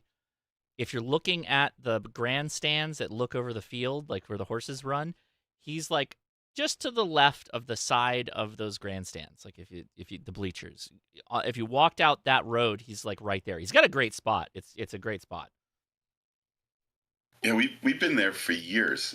It's probably since our first year at Xenia. Yeah, we've had that spot there. Look at freaking Rolla, dude. Look at this. Look at this. Oh yeah, there we go. Beast of a, look at this monster. I am actively, I will say I'm actively in the market for a very reliable tool changer printer. When they come up with the ones where all the hot ends are connected permanently to the filament, that's the next big step for me. I will get that. That'll be my next move. It's probably going to be the Prusa, I'm guessing, but we got to wait a little time. I'm waiting a little bit. Have you tried the Panda? No. Is it going to be some firmware BS stuff that I have to worry about? For the hot ends, I don't think so. No, I'm worried about the. So I'm waiting for the dust to settle on all this California crap, to be honest with you. That's another thing. So it all happened at the same time. It's fine. You know, I can wait to decide what I'm going to get. Yeah, I mean, we're not under threat of that here yet, but I feel like Texas is going to be one of the last states that falls into that line. But I could be wrong. Right. I could be wrong. I don't know. Texas likes their laws. They like people following the law. And if you're just printing a gun, that's, from their point of view, is probably not following a rule somewhere. Somebody's probably upset about that. But I just don't see this being practical or even enforceable. It's not right. It has nothing to do with it has nothing to do with your stance on gun control or 100%. Political orientation. This is I think Louis Rossmann summed it up very well. Oh yeah. This is a control on manufacturing. Correct. Because what do you do with like, for instance, for those of us that also do CNC or, what do you do with simple hand tools? I mean, for years before this. Okay, Steve, I've built an 80%er AK-47. I built multiple. Oh yeah. I used a Harbor Freight 10-ton press and a jig, and I built up AK-47 lowers. I've built all of that stuff. Like that. Very much in my mindset. The 3D printer is, I won't say it's magic. I know exactly how it works, but at the same time, it's like simpler than that. And it's like, you can't code your way around this rule. There's no way to code for this. Like, I don't even know what software would look like that would be able to handle this law. So that's what I'm saying. I'm just waiting for the dust to settle because it's 100%. You can't do anything 100%. With it. I agree with you. There was nothing that prevented you from taking a block of Delarin and making it whatever you wanted. Right. And it's funny because I have a handle, I have a grip that I make for tape tenna that looks just like a patch wire grip. So I mean, it is modeled after that, and it is a grip for holding that comfortable. I made it for somebody. Yeah. So Steve, when you're putting my kit together, I would like a full man slicker stock down the PVC pipe. Exactly, a forearm stock. Yeah, exactly. I want a full man slicker, goes all the way down the run, fully enshrouded, and I want the PVC. I want it bedded and leveled. Okay, when you go put it all together. Absolutely. Yes. Quantity. They've tried weird controls in other industries because you mentioned like CNC stuff. Like my lathe, if I pick my lathe up and move it 2 feet, it disables itself until I have somebody from the company come out and confirm that I haven't shipped it to Iran. Oh, don't tell Louis Rossmann that. Serious? Don't, Louis. That's right to repair all over it, right? Oh, but I mean, yeah, it's a real thing. Like we let the backup batteries die on it, and when I power cycled it in the middle of a job, it was like nope, and I had to pay $3,000 to have DMG Mori come out and plug a stick in, do the paperwork with the Department of State to say yes, it's still here. Not all CNC machines are that way, but a significant number of them are. I need to take a moment just to acknowledge the chat from Adam. I don't have a mill, but I have a manual lathe. Like it has a pedal? You pedal your lathe, Adam? Is he still Or here? is drill powered? No, it just means it's not CNC controlled. Like he's running handles on it. Oh, got it. Okay. Oh, okay. Got it. You call that if it's cross-slide vertical? apron and everything are yeah. Is that not a CNC machine, or is that a lathe, even though it's vertical? Like it has an end bit? It's a lathe. You can have CNC lathes or manual lathes. Manual lathes operate manually. I'm just imagining Adam with some kind of like spinning wheel setup where he's got pedals and he's clicking the pedals and working the like an old Singer sewing machine. The most Adam thing that we could possibly could say, a manual. Josh is over here Fred Flintstoning a yeah, exactly. Exactly. That's exactly what I was thinking. Well, that's how we did. That's how we put together the fixture for the AKs. We just used a mill, I don't know what you call it now. Now you guys got me all freaked out. It got handles. We had to work the handles to make it carve. Yeah, hey, Steve. I just think eventually what's going to happen is this old stuff that we have that doesn't conform will be worth a small fortune. Wait, are you saying that I'm going to be able to sell my pre-ban bamboo printer? Your pre-ban bamboo? All those Crealities that you guys have been getting rid of, all those hacked up Crealities. Oh my God! You better get that URL now. I need that Ghost Gun Creality to make this. I put a picture of the handle in the chat, but you're going to jail, dude. You're going to jail with that. Oh yeah, for sure. Those are very popular. That's definitely not California legal. Yeah, Louis Rossman was showing those, shoes for the photography, right? And it looks exactly like a gun sight because you're sighting down it. And he's saying, well, how are you going to tell the difference between this and a gun sight? Hey, so let's see. Man Puddin, thanks. That's a great username. Are you on Discord? If you're on Discord, the link is in the video description. You can talk to us directly if you got a question. We're happy to take it. Otherwise, just do a @HamRadio crash course in the chat and just type your question in. Why is Carrie Fisher getting posted? What does this have to do with anything? What I'm wondering is what kind of conversation did I walk into? Because it looks like Steve's. Okay, I got it. Well, you know what, Shane? This is actually an interesting discussion. Ham radio or gear hoarding? Gear hoarding. Are you a gear hoarder? Just in general, or is anything specific? I'm a radio hoarder, but we all know that. Yeah, like that. A little bit. I have my moments. Yeah, so that's what we're talking about. More than anything. Okay. You're talking about California laws and things that aren't legal there. I'm like, wait a minute, what did I just walk into? The 3D printer thing that's going on. Wait, 3D printer thing? Are they trying to ban them or something, or what? No, so for years now, people have been printing they're printing parts of firearms with 3D printers. And the government at large has been trying to crack down on it for a while, and they voted in some law that I don't see how it works. I don't see how it can. I don't think it can be developed. There's no solution to the problem, but that didn't stop them from making a law to try and enforce it. Gee.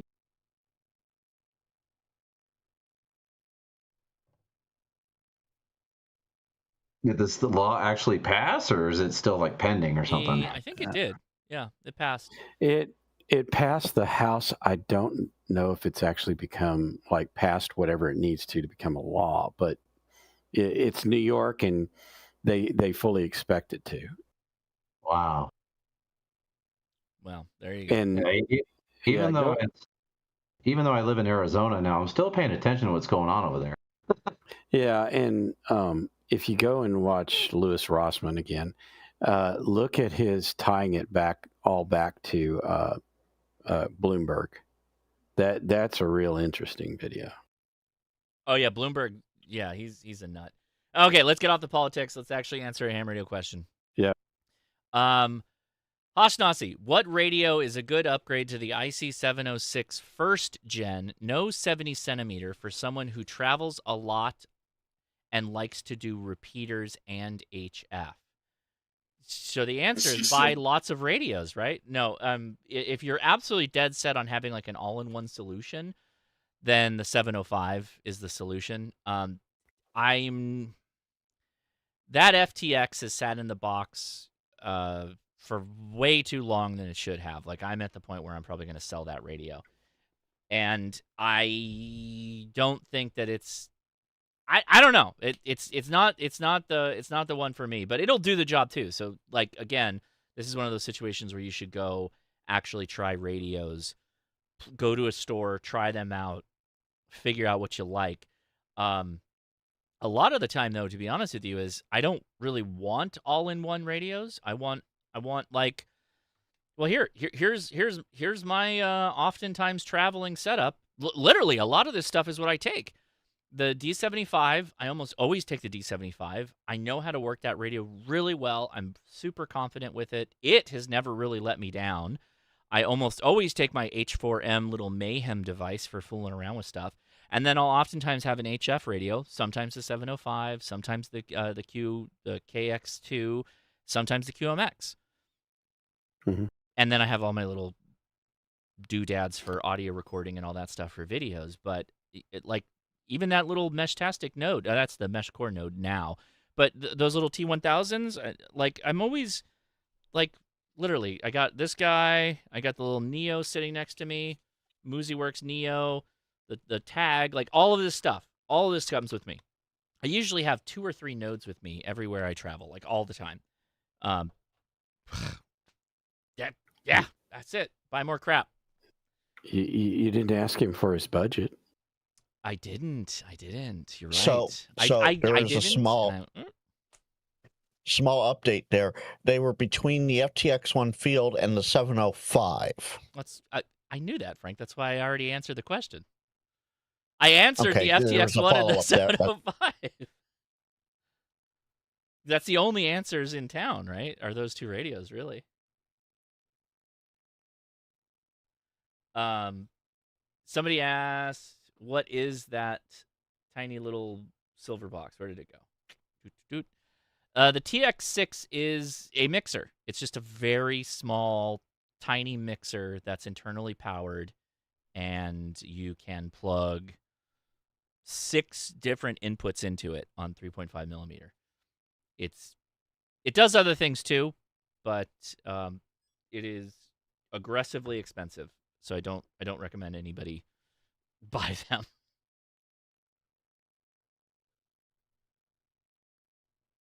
That's why I got it. Somebody's literally talking about selling their FTX on Discord right now. So take that for what it's worth. But I won't sell mine. Because you don't sell radios. It's not because it's a good radio. Well, I got rid of the 7300 and the 705. But you replaced the 7300 with the 7300 Mark II. Well, yes and no. The actual reason I got rid of the 7300 was I traded it out on the K4. Well, sure. And the same thing with the 705.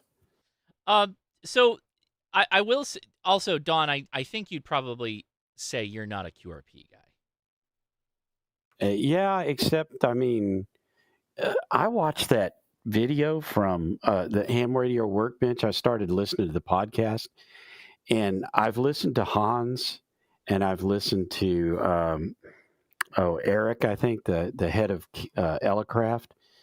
If you guys have not listened to that, go listen to both of those. Just those 2. You don't have to listen to all the rest of them. But man, when those guys talk, it's so fascinating. Was it Wayne from Elecraft or Eric? They might have both. No, it was Eric. Wayne was busy and he couldn't make that. that particular podcast. I was to say having Wayne on an interview like that would be really interesting. Mm-hmm. Eric's great. Eric's really good in person, on video, recording, all that. Wayne's good too. I just know that he's more careful with his time and stuff like that. Like Eric will stand on his feet all day at a ham fest, and he is just talking the whole time, all weekend long. Oh yeah, dude's a machine. And yeah, all of the things that he was, and that's where, like I was talking to you a little bit ago about the QK4 software.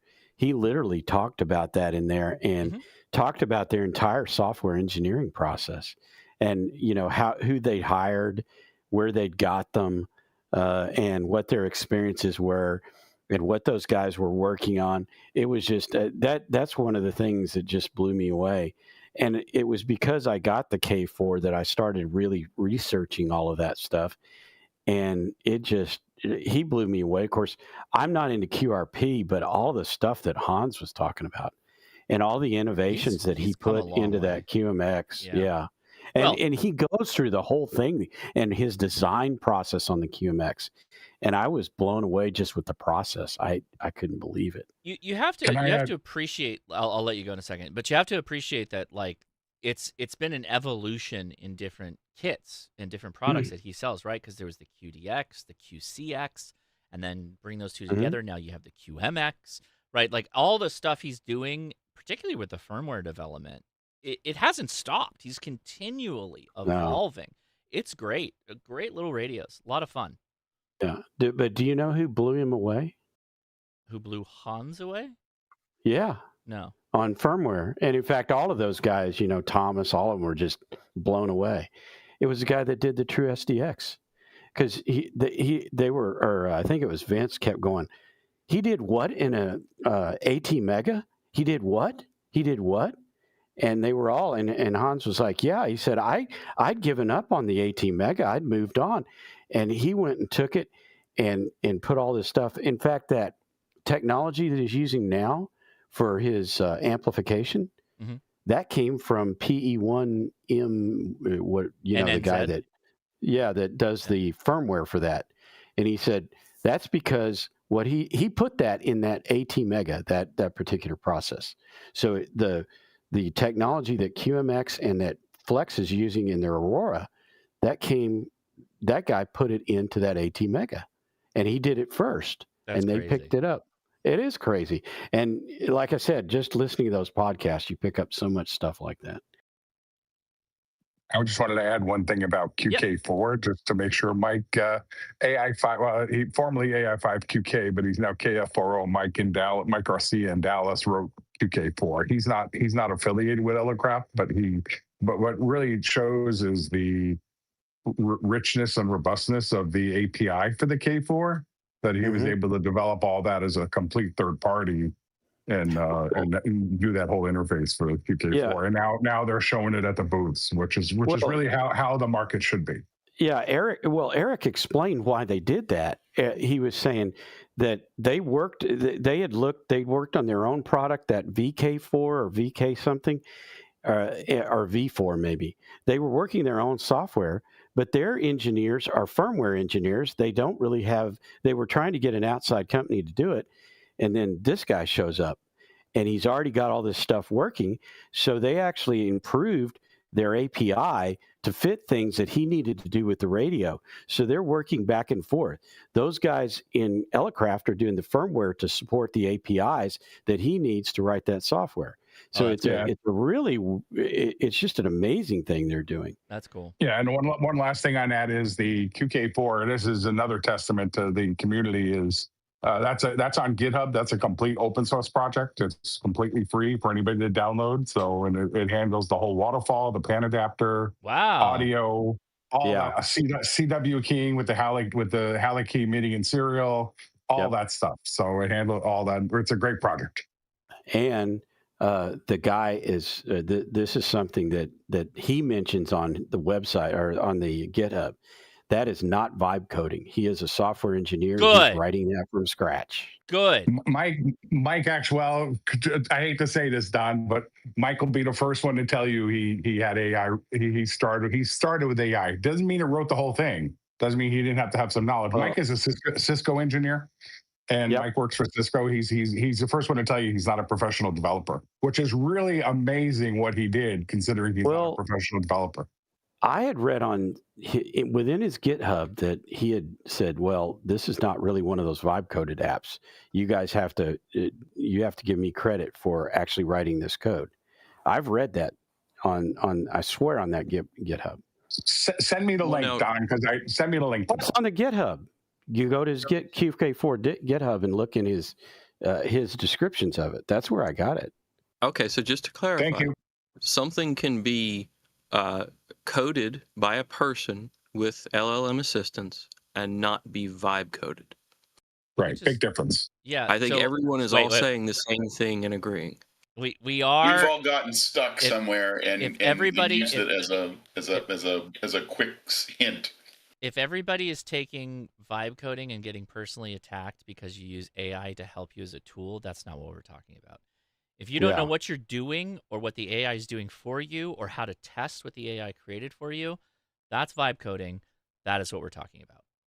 That's it. Absolutely. And QK4, definitely not that case. So. And I just want to, I'll add to it. I'll add to the second thing. If you use one AI to develop something and you don't know what it's doing, but you use another AI to test what the first AI did and you don't know what the test is, it's still vibe coding. You don't know what's going on. Yep. Absolutely correct. There you go. That's not for offense or anything, but I just got to be really clear because I don't want to spend 15 minutes talking about the nuances of AI development. Really quick, hey, thanks, Josh, for getting me into ham radio, watching you since 2019, and finally got licensed this year, tech and general. Well, congratulations, Nathan. Good for you, man. Good job. Congratulations. By the way, I'm a big fan of AI. I am working, I will tell you, in my career change to move to this startup, I have went from what feels like archaic ways of doing things from Northrop and Boeing. Nothing changes. It's literally the orphan crushing machine of development. And I've gone to the, hey, let's try it and see how it goes, but also must test, must have good capabilities of testing, must verify the code. I'm having a blast with these guys. These guys are awesome. I'm having so much fun. I cannot tell you how glad I am that I changed jobs. Oh my God. I have no time, but man, we're having a blast. We're having a super. I can attest to that as well, Josh.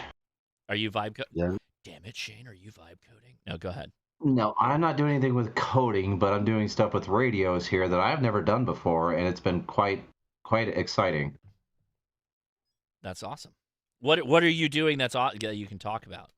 What's so awesome with radio these days? Well, let's see. I'm like the only radio guy out here, so that could also be fun. Yeah. I just deployed a bunch of brand new radios to our deputies, the Kenwood VP8000s, and there is no Motorola out here. So, yeah, it's all Kenwood, and they were using Harris, but they absolutely despise the Harris radios. So they cannot wait to get rid of those. And we're putting in vehicular repeaters in their cars. Oh, that's cool. So if you've ever heard of Pyramid Communications out of Rancho Santa Margarita? No. Wait, okay. They used to do. They used to be in Irvine. But they've done Motorola stuff forever, right? Oh, well, they do. They make vehicle repeaters, but you can interface them with Motorola's, Kenwood's. Oh, I see. Okay, gotcha. Yeah. They have different interfaces. Pyramid is fantastic. Yeah, no, they're great. I have one on my work truck, and the thing works like a charm. It's a SVR 350, and basically, the sheriff's office here has been without a radio guy for 5 months. They have not had a radio guy. So when I showed up, it was like the gates of heaven opened up for these guys. I'm like, oh my Lord, thank God you're here. So they're very, very, very happy to have hired me and to have me on board. And so far, they've been pretty good to me too. Now, speaking of a sweet POTA setup, check out the Mantis here. This is awesome. Look at this setup. I don't even, what do we got? Let me see. What is this? Kenwood? Yeah, Kenwood. The only way that picture could be any better is if that was a KWM2A, but that is definitely in the same line. I love it. It looks like a TS440. Is that a TS440? Yeah, it looks it. Yeah, it looks definitely like it. What? TS7 something. 780? It's very blurry on the something that's very old. I want to know what the antenna was that he was rocking. It's probably a vertical, but I love it. And I also, what POTA is this? What 790, there you go. 790 Echo is the chat. He's just rocking the parking lot POTA life. I love it.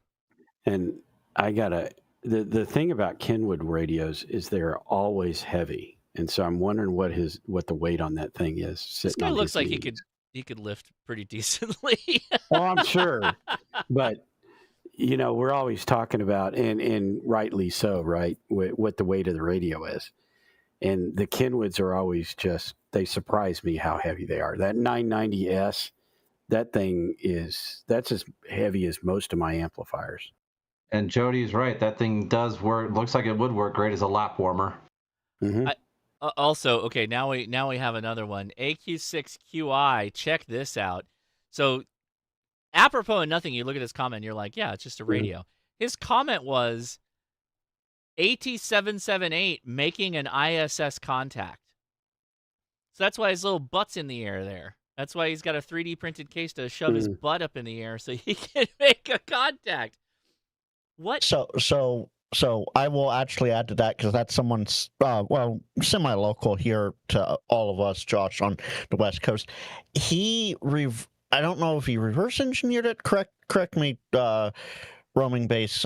Correct me if I'm wrong here, but he reverse engineered part of it so that he can have a wireless head setup on the AT778. So that's the wireless bit. Because the body's over there on the far side. Yeah. And so that's what he uses now and I know someone who's made 2-meter simplex contacts with him from a Soda Summit. So yeah, it's a genius. I absolutely love it. That's so cool. What antenna are you running and doing ISS contacts while it looks like you're driving? So I need more information. I know he's actually not holding the mic, right? We see the mic. But I'm curious, what antenna are you running to do ISS mobile like that? Uh-oh. Somebody's in trouble. Oh. No, that was just a medic call. Somebody was in trouble. That was me. That was my bad. That was DPS. Which is basically our highway patrol here in Arizona is DPS, which are state troopers. So he was just rocking. So he was just rocking a Comet antenna and working the ISS with that. That's awesome, dude. I used to make AO51 contacts with my Kenwood D700 and just in the car on AO51. That was an FM repeater. So yeah, it's not great. Depending on the pass. Be a good angle. Yeah, exactly. You need to have a good angle, but it's possible. Okay, I just in the chat real fast. Everybody here on the Discord. So Rittenhouse asks, could be a parking lot. Does anyone think that the road he's traveling on right now is a parking lot? Doesn't look I can guarantee, because I know approximately where that photo is because of industrial spurs. It's not a parking lot. No, but the 91 freeway usually is. Ha ha. And by the way, one year, and I know this dates me, but anyway, I ran out to the parking lot with it wasn't an HT, but I had a mobile, and I made a contact with a space shuttle when it flew over. Oh, that's cool. See, I miss the shuttle days. I was too young of a ham, and I didn't find out about satellites until the shuttle days were kind of over. So I missed out on that. Bricker House asks, do you have a UHF VHF portable mobile kit? I don't think we have seen. Well, you've definitely seen my mobile radios that are in my vehicles, right? Because Shane, obviously, was a part of one of them that we did the install for. I was. But my portable setup is actually in the Peak Design Sling, and it's the N7600. The N7600 that I did a contact on the ISS with from a park. And it just fits in that little sling along with a 3 amp hour battery, and you just kind of keep the power down. Yeah, works great. You literally, the sling is on your chest. You hold the phone, and the phone controls the radio, and then you just chase the contacts. That's it. I love the 7600. Yeah, the 7600 is great. The N76, sorry, the what is it? NGC N7600 is great. Is really good. It's a go watch my video on it. Go watch. Just yeah. That's the one with the remote head. It's got the There's little handheld like no control. head unit at all. You use the VGC. That's what I meant. You use the little VGC hand mic.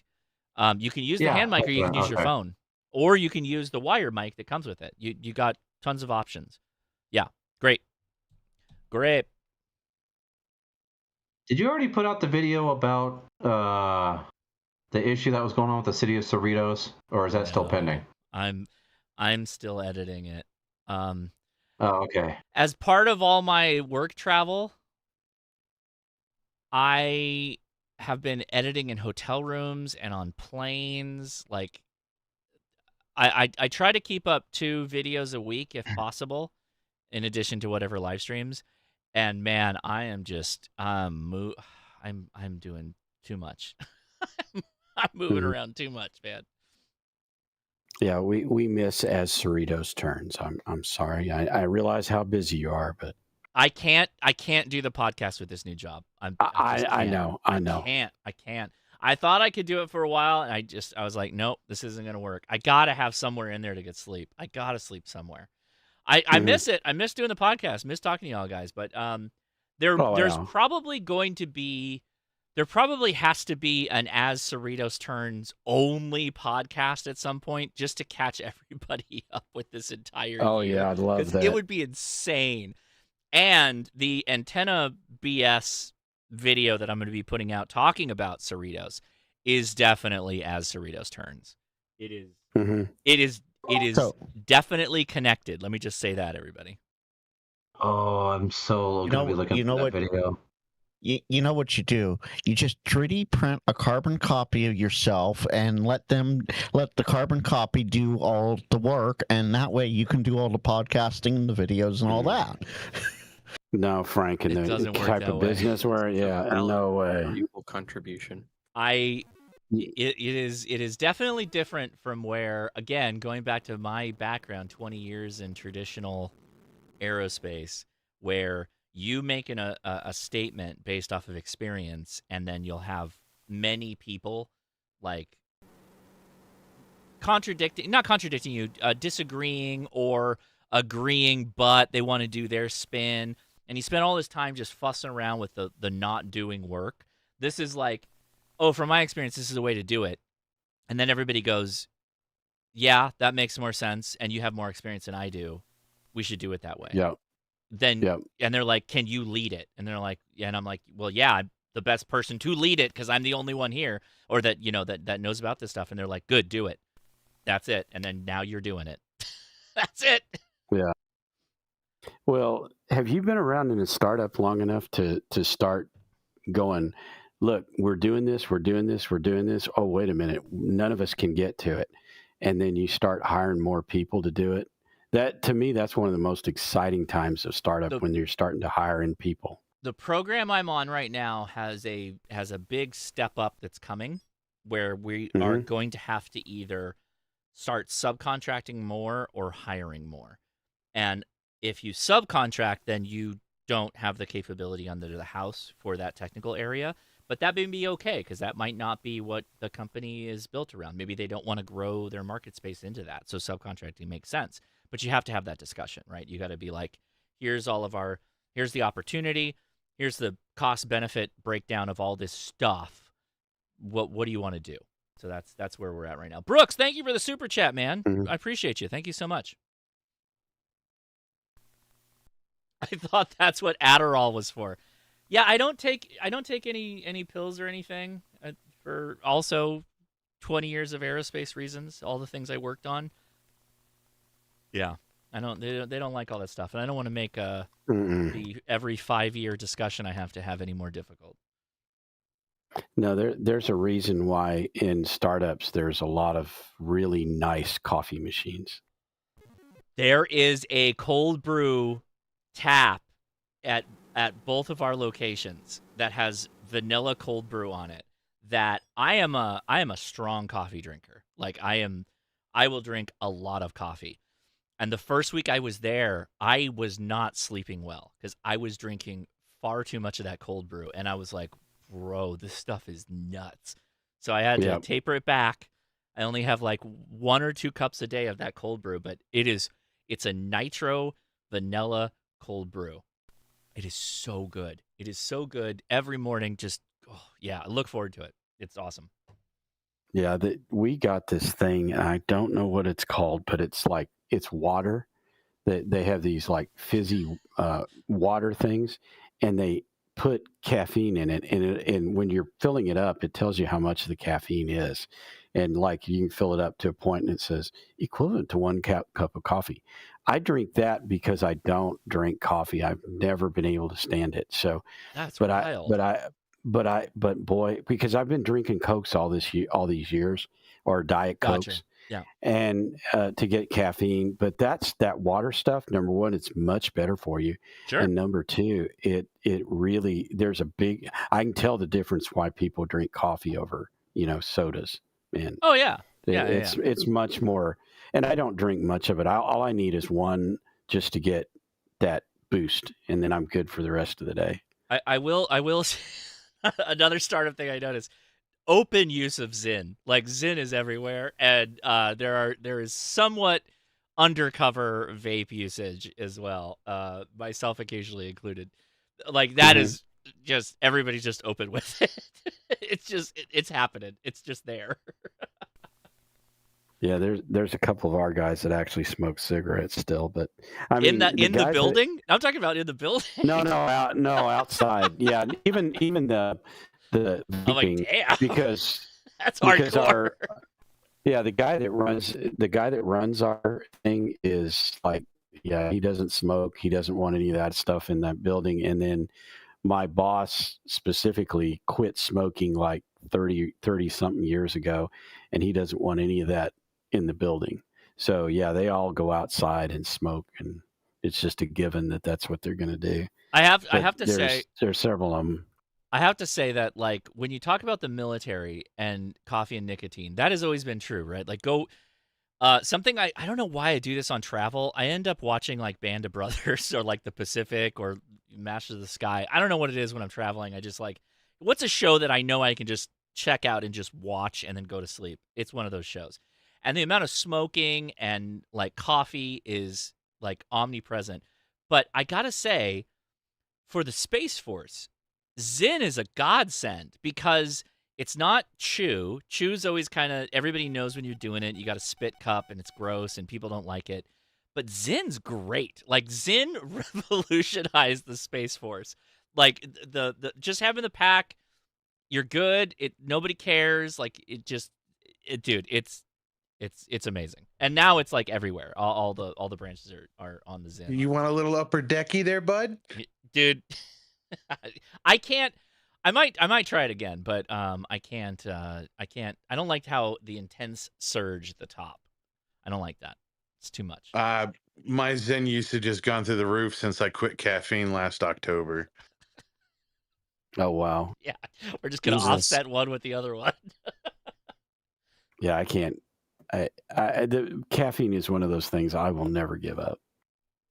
I thought so too. I had a little bit of a heart problem and I cut it out, and cold turkey. And I'm telling you, the first week hurts. I felt like one of those dogs with like the big flappy skin on their forehead, like just crushing pain for about a week. And after that, though, dude, I'm up at 5 a.m., bright as a bird, no problems, and I'm even keeled through the whole day. So, I mean, I call caffeine a crutch now. I kind of miss it. Yeah, the problem I'm having now is that I get up at 6 o'clock in the morning and I work all day because they want me online until 5 o'clock. But then when I go to Dallas, which is twice a week, I leave at 4:30 in the morning and I leave at 1 o'clock in the afternoon to come home. And I put in the same amount of hours, but and I have to be in. I mean, that's one of the things that with the startup is we're at the point now where I really need to be there. And so it's an 80-mile trip one way, and I've got to get up early to beat the Dallas traffic because I do not want to spend 2.5 hours in traffic, go up there and 2.5 back.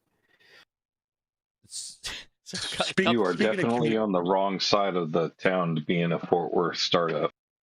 No, it's North Day. It's Plano, and I'm on the southeast side of Dallas. I got the impression you were over there by Meacham. Nope. We're up at in Plano, just at the border of Plano and Allen. Couple of things I got to ask. Cipher Directive. Cipher Directive. I just got to ask you, what's your monster of choice? Go ahead, Rollo. What were you saying? I was gonna say, speaking of commutes, what bike are you using right now? I saw one of your IG posts. So you have this like folding bike. So the bike commute got a little crappier because the new building I'm at is they don't allow bikes, which the Irvine company owns like all of Irvine, so like your contract with one building is the same as the other building. And in our one building, bikes are allowed, but in this new building, they don't allow it. So I have like a clandestine bag that I put it in and stuff like that. But the folding bike is called a Brompton. Brompton is a British company. They've been making bikes since the 80s. It's fundamentally the same design. It's a tri-fold bike, so it packs down really small. But if you go on YouTube, there's literally videos of people doing bike packing with them. Like they'll take them to Japan. They'll do hundreds of miles on these things. It's a great bike.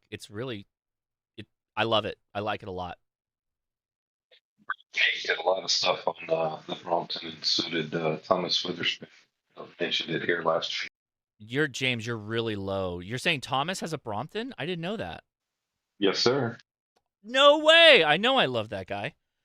Dude, the more I learn about Thomas, the more I like him, dude. That's awesome. Yeah, big fan. Love the bike. It's awesome.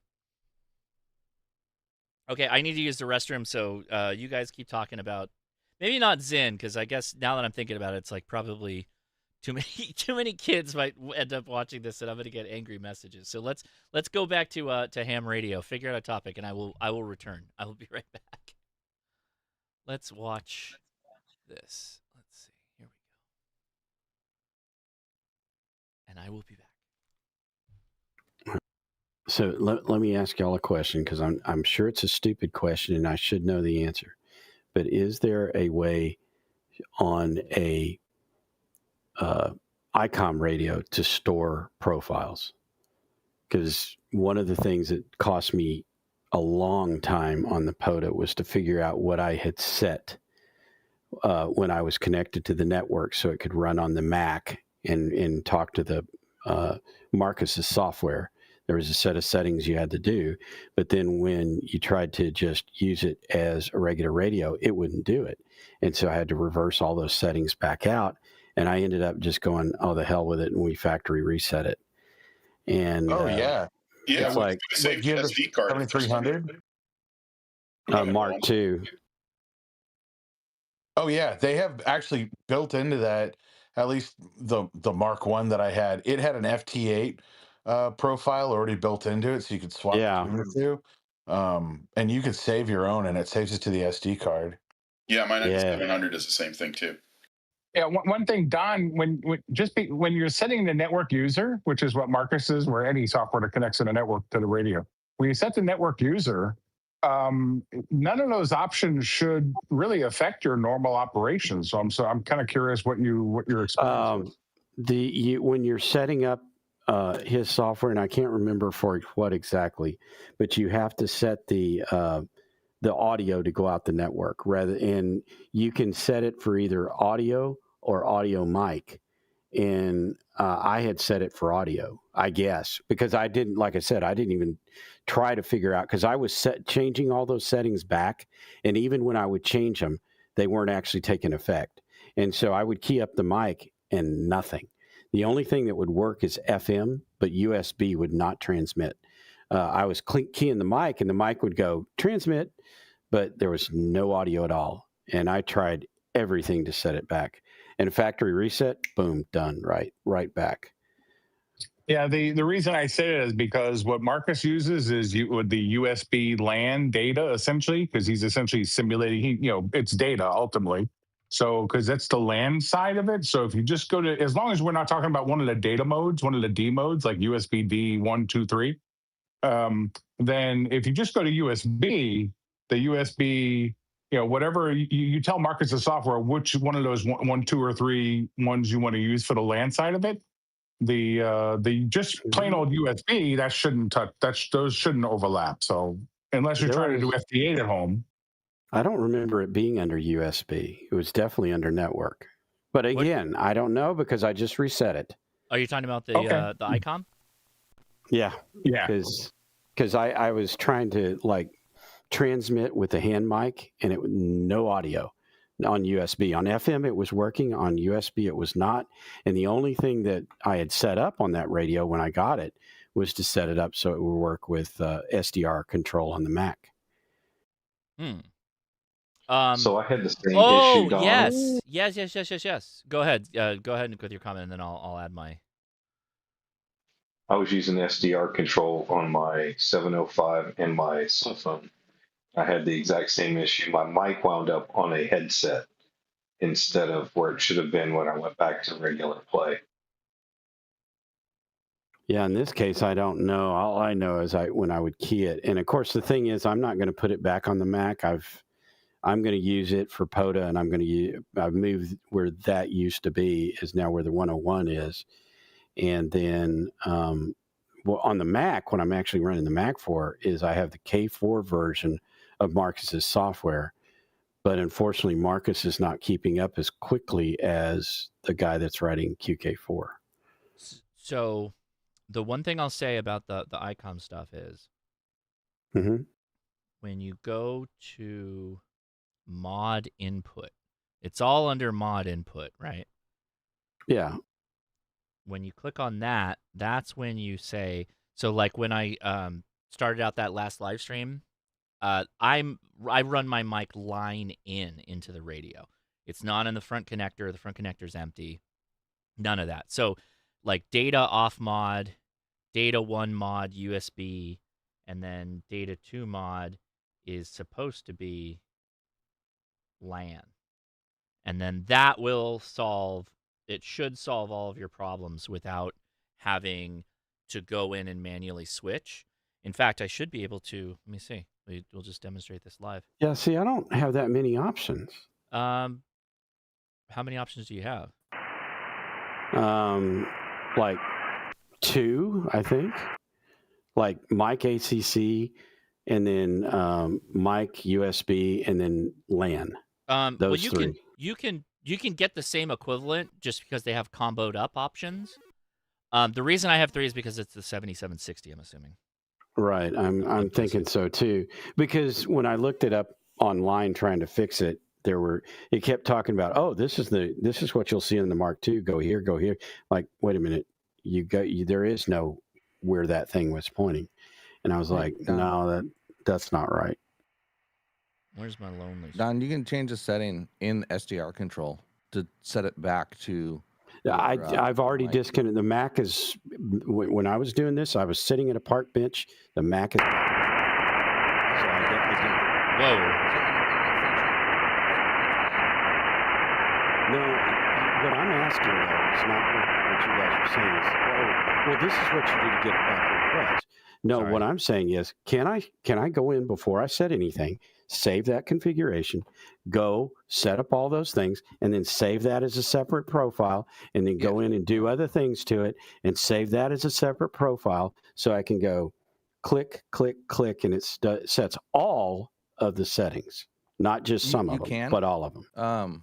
You can. But let me finish what I was saying. When Sure. you go to the before you ever leave, right? You can set this once, and you'll never have to change it ever again. So when you have SDR control open, you go to radio button, and then for me it's IC 9700 settings. So for you it'd be a radio. Then go to the radio tab, and at the bottom it says settings after disconnect. There's one that says revert microphone back to, and then it's data off mod, and then data mod or data mode. I don't see set that. to Mike. You might need to update. Well, I don't know. I mean, this is a Mark II, so maybe you're not at the same level I am. No. Maybe This is he's talking about SDR control. app. It's in the app. Well, again, I'm not on the Mac because the Mac is back at home, so we're not talking about that. What I'm saying is the next time you go home and connect it back up, you set this, and as soon as you hit disconnect on the app, it reverts your FT8 and your voice modes back to the USB and the thing. So you'll never have to change it ever again. Except if it does a Macintosh update, and that's when it disconnects SDR control. But to do the other thing, Yep. you go to menu, press number 2. There's a thing that says preset. Yeah. You'll go into preset. Number 1 says normal. Number 2 says FT8. You can create a third one for network. So set everything up, save it to network, and then when you want to go back to all the physical controls you're used to, preset, and then hit normal, and boom, Bob's your uncle. You're good. Can you preset 4 and preset 5 and preset 6? Yeah, I think there's 8. I don't know how many, you can have a decent chunk, but so for example, like I'm running the software right now. So if I PTT Kilo India 6 November Alpha Zulu test, and then that's it. So I'm done. So now I'm going to disconnect, and I'm going to see what kind of havoc it did. Okay, so now we've disconnected. So I'm going to go back to the 706 or the 7760, and let's go back to connectors. And it did. It changed. Look, Mike, LAN. So yes, you got to go in and make sure you set it back because that did change it. Well, yeah, but again, what happened is the Mac rebooted the last time I had it connected, and I never reconnected it. I just removed it. Right, but if you set it up in the app, when you disconnect, it should set things back. But the thing that was running the app rebooted on the app. Oh, okay. Well, you get what I'm saying. I mean, now you use the Mac remote desktop software that is bundled with every device. Not my Androids. Is there? I mean, have you looked? Yeah. I mean, you're talking about remote desktoping into the Mac, but the radio is not connected to the Mac. The radio's in the POTA with me. I don't understand. What do you mean? Why can't you just restart everything then? Well, I reset the radio. Yeah, that fixed it. Oh, okay. You just need a remote ability to reset the radio. Oh, no, well, yeah, but I was sitting in front of the radio. The radio just was not was not connected to the computer anymore. It was out on the picnic table with me. The Mac is an M1, and it was sitting at home on the desk. Okay. Yeah, the using that preset mode, so just mode and then press number 2, preset, hit normal, and you'll be good.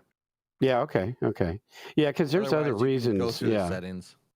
Yeah, there's other reasons I would create profiles, not just because of SDR control, but my whole question was about profiles because I'm used to profiles on the Flex, and I've not really done it in some of the other radios. I just really haven't needed to, but this one I'm going to probably the exact do same thing, except for just called presets.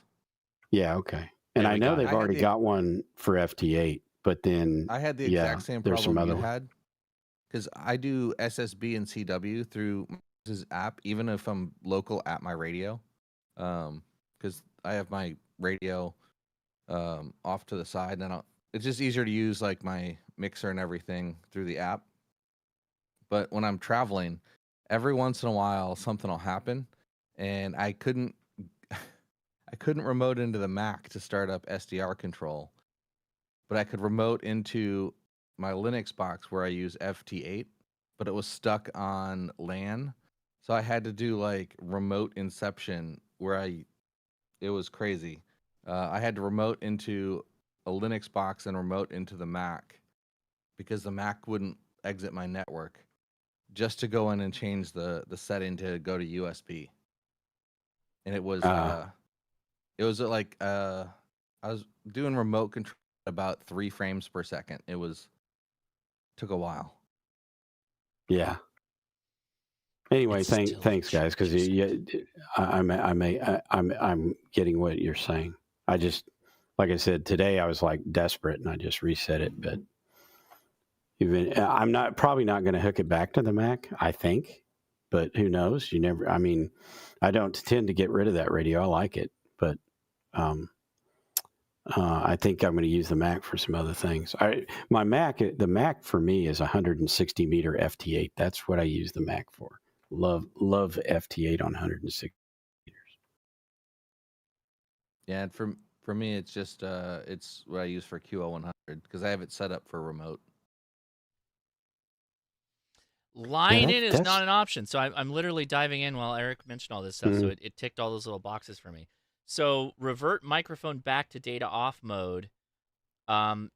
It's not giving me an option for line in. So I have to message Marcus and be like, hey, there's another option. It's called line in. Particularly if you're running a mixer, it's often nicer to just run directly into the back of the radio in the line in spot if the radio supports it, and the 7760 does. So I don't have. So now if I change that, I think those settings it's not ACC. Line in would be. Are you ACC? running it off that like 8? Are you running it off that like 8? No, it's a 3.5 millimeter jack. Pin? It's literally 3.5 millimeters from my mixer straight into the output of the audio interface into the back of the radio. It's a 3.5 millimeter jack. Oh, okay. Not accessory. I'm running probably. I don't know why more people don't use it, but I'm using a Rodecaster. Yeah, USB. So I do everything via USB-C. So there's no ground loops. I love it. See, it moved that to LAN. It lands everything up. But it did set USB mod 2 to mod. So, okay, I'll message Marcus and be like, hey, some of these there are radios have a line in, and us pro microphone users, we really like the line in capability. You know, maybe you can get them to change another setting that I know Greg and myself have tried to get them to change. The superfluous 73 on his version of FT8. So if I send RR73 to you and then you send 73 back to me, no, it wants me to send you another 73. No. I dislike that so much that I don't even. I agree. I agree. I have a mini PC hooked up to my computer, so I can just do it via USB, so I don't have to use his awful implementation. Yeah, no. Okay, I hear what you're saying. Interesting. Yeah, so he has actually replied to me before. I've sent in bugs, and he's replied.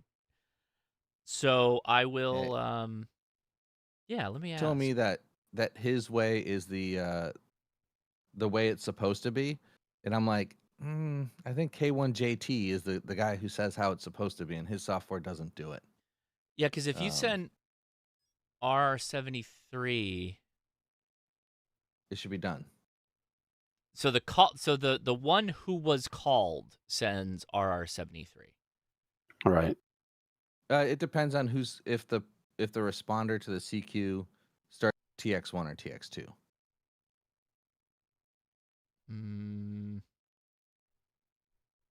Because if someone sends TX if they start the signal report instead of grid, then it flip flops it. Yeah, but that's not based off of whether they transmit first or second. It just depends on how they got picked up in the chain. I don't think that's a first or second thing.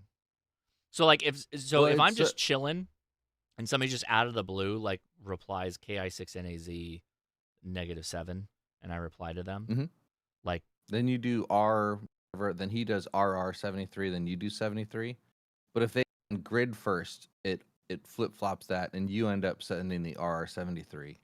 I see. And then Marcus's software, you'll also send a 73 after his 73. Because it's done at that point. After you get the RR73, we're good. We're all good.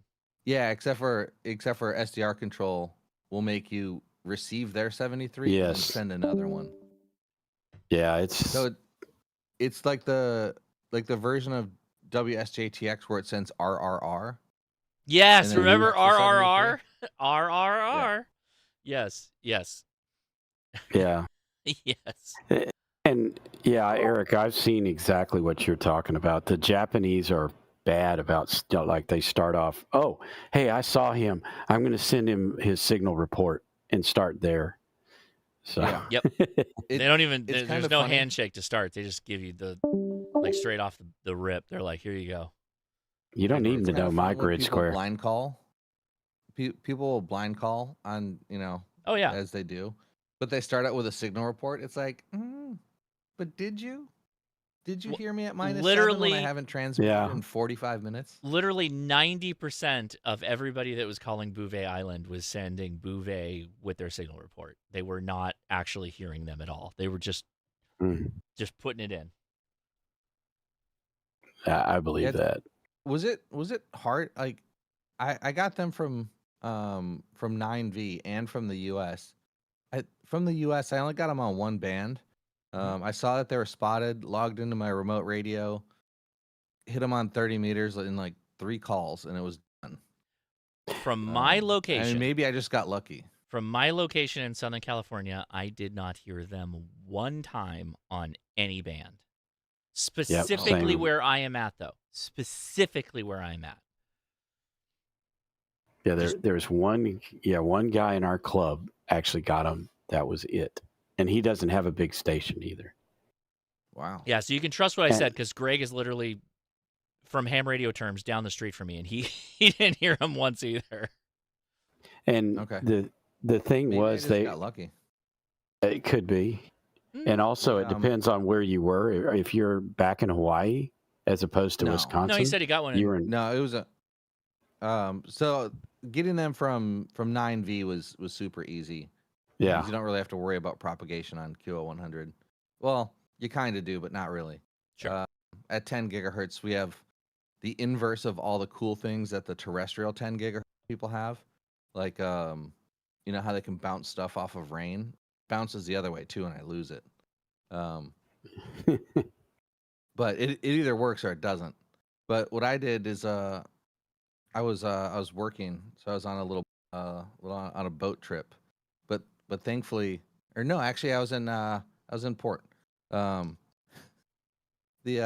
set ham alert so people around me, like within that are near where my station is, then it comes up on my ham alert. So I literally logged in. It was either my iPad or my phone. I logged in over RDP, worked them on FT8 in like 3 calls, and then went back to what I was doing. And I was like, oh, all right, in the log. Where in the States did you make the contact? It's on. I rent out a station on the East Coast. Oh yeah, that's going to be way easier than California, particularly Southern California. Oddly enough, Northern California had more openings. Like Randy got them. I think it's literally just geographically incredibly difficult pass to get there from where we're at. Did you try Long Path at all? Because isn't Long Path just a little bit further from the West Coast? I have tried Long Path and Short Path on all the Bouvet Island de-expeditions to try and make it work. Okay. And I have not. So I always wait. I've never heard them transmit. I've never heard them from where I'm at. Okay. On the first trip, I was super stoked because I could hear them on the first trip. It was like 2022 or 2023. Mm-hmm. Oh, this is awesome. But I couldn't figure out how to call them because they were running Fox and Hound, but they were 15 seconds off. And I couldn't figure out, like how to get, like, I'd click on them and I couldn't do anything. I didn't even think to offset my time by 15 seconds. Oh no. Yeah, so I missed them. I missed them when I was in Hawaii. For whatever reason, I could hear them. I mean, I had zero noise in Hawaii. Right.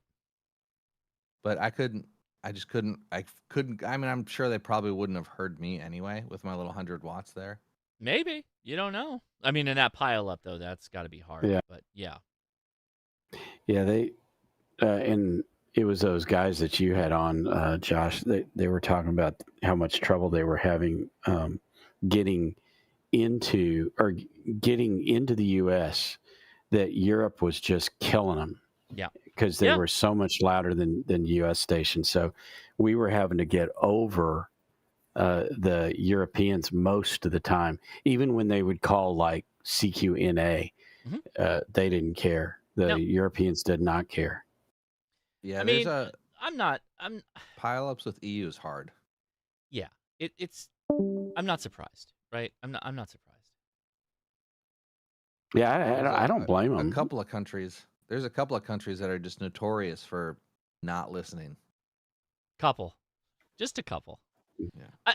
Let's be honest. Americans are bad at this too. This isn't like, oh, America's so good, we follow the rules. Like everybody just, it's a little bit of the Wild West when a de-expedition like this pops up, right? Like the only thing we have, I will say, when a POTA activator says, calling QRP stations, POTA people will shut up and let the QRP stations talk. That is a true. I have literally done that many times, and what I hear back to me sounds like a QRP station because I can almost barely hear them. Right? So, do you want to know? But yeah. Do you want to know a cheat code for that? Just say your QRP. If you're hunting and can't. No, just lower your power. When they're calling QRP, dial it down to 5 or 10 and call. Oh, that's okay. All right. Because at that point, you are QRP. All right. You're winning the letter of the law, but not the spirit at that point. Yeah. No, he's asking for low power stations. Why can't you go to low power and Yeah, and what I've heard this. A guy's running 5 watts, but he's got a 5 over 5 over 5, and I'm sorry, we need to define QRP. What it's more than just power, than the transmit power. If you're running 5 over 5 over 5, come on. I mean, that's perfectly fine for all the ARRL and PQ contests because they use PEP. Oh yeah. Like I did the ARRL DX like digital contest one year, but I did it from a contest station, and you're limited to 100 watts. Well, I had 100 watts on a ginormous tower with 4 over 4. Yeah. So why not? I finished exactly. Yeah, it was sad because I thought I was gonna crush it, and I only finished second.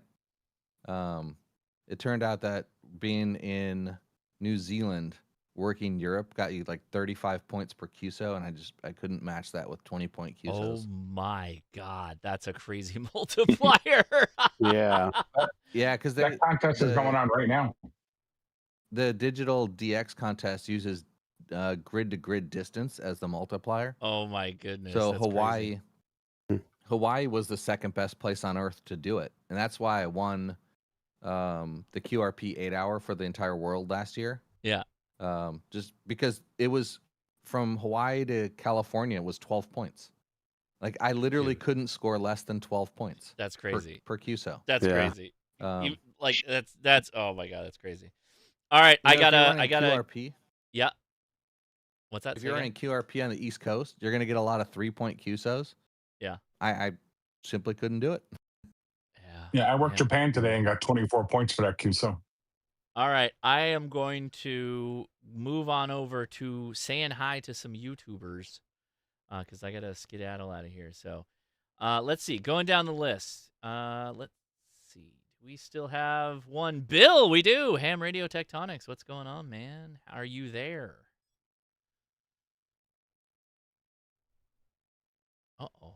No Bill? Okay, next, Don. N5SKT. How you doing, man? Well, I can sort of speak for Bill because he and I were hanging out together pretty much all day today. Nice. What's And going on there? well, we did a POTA for half the day, and we worked on his trailer for a little while, and then we went over and got some dinner, got some lunch, and then we went out and hit the park around the corner from me and hung out and just had a good old time. And so, you know, at least, I mean, I know he's done that. He's been around here in Texas. I think you know that, right? Hanging out with Jason and Tank Radio, and he's come down and visited me. And I think he might have seen Paul, Prep Hound Paul, and some other folks. So, you know, he's just, while he's recuperating, he's traveling around, he's done more expo and all of that kind of stuff. So, yeah, it was great seeing Bill today. Nice. Oh, very good. And Bill, do you want yeah, so the thing I'm working on, I should have, hopefully we'll have a video on it, because I didn't mention this in all the stuff we've been talking about.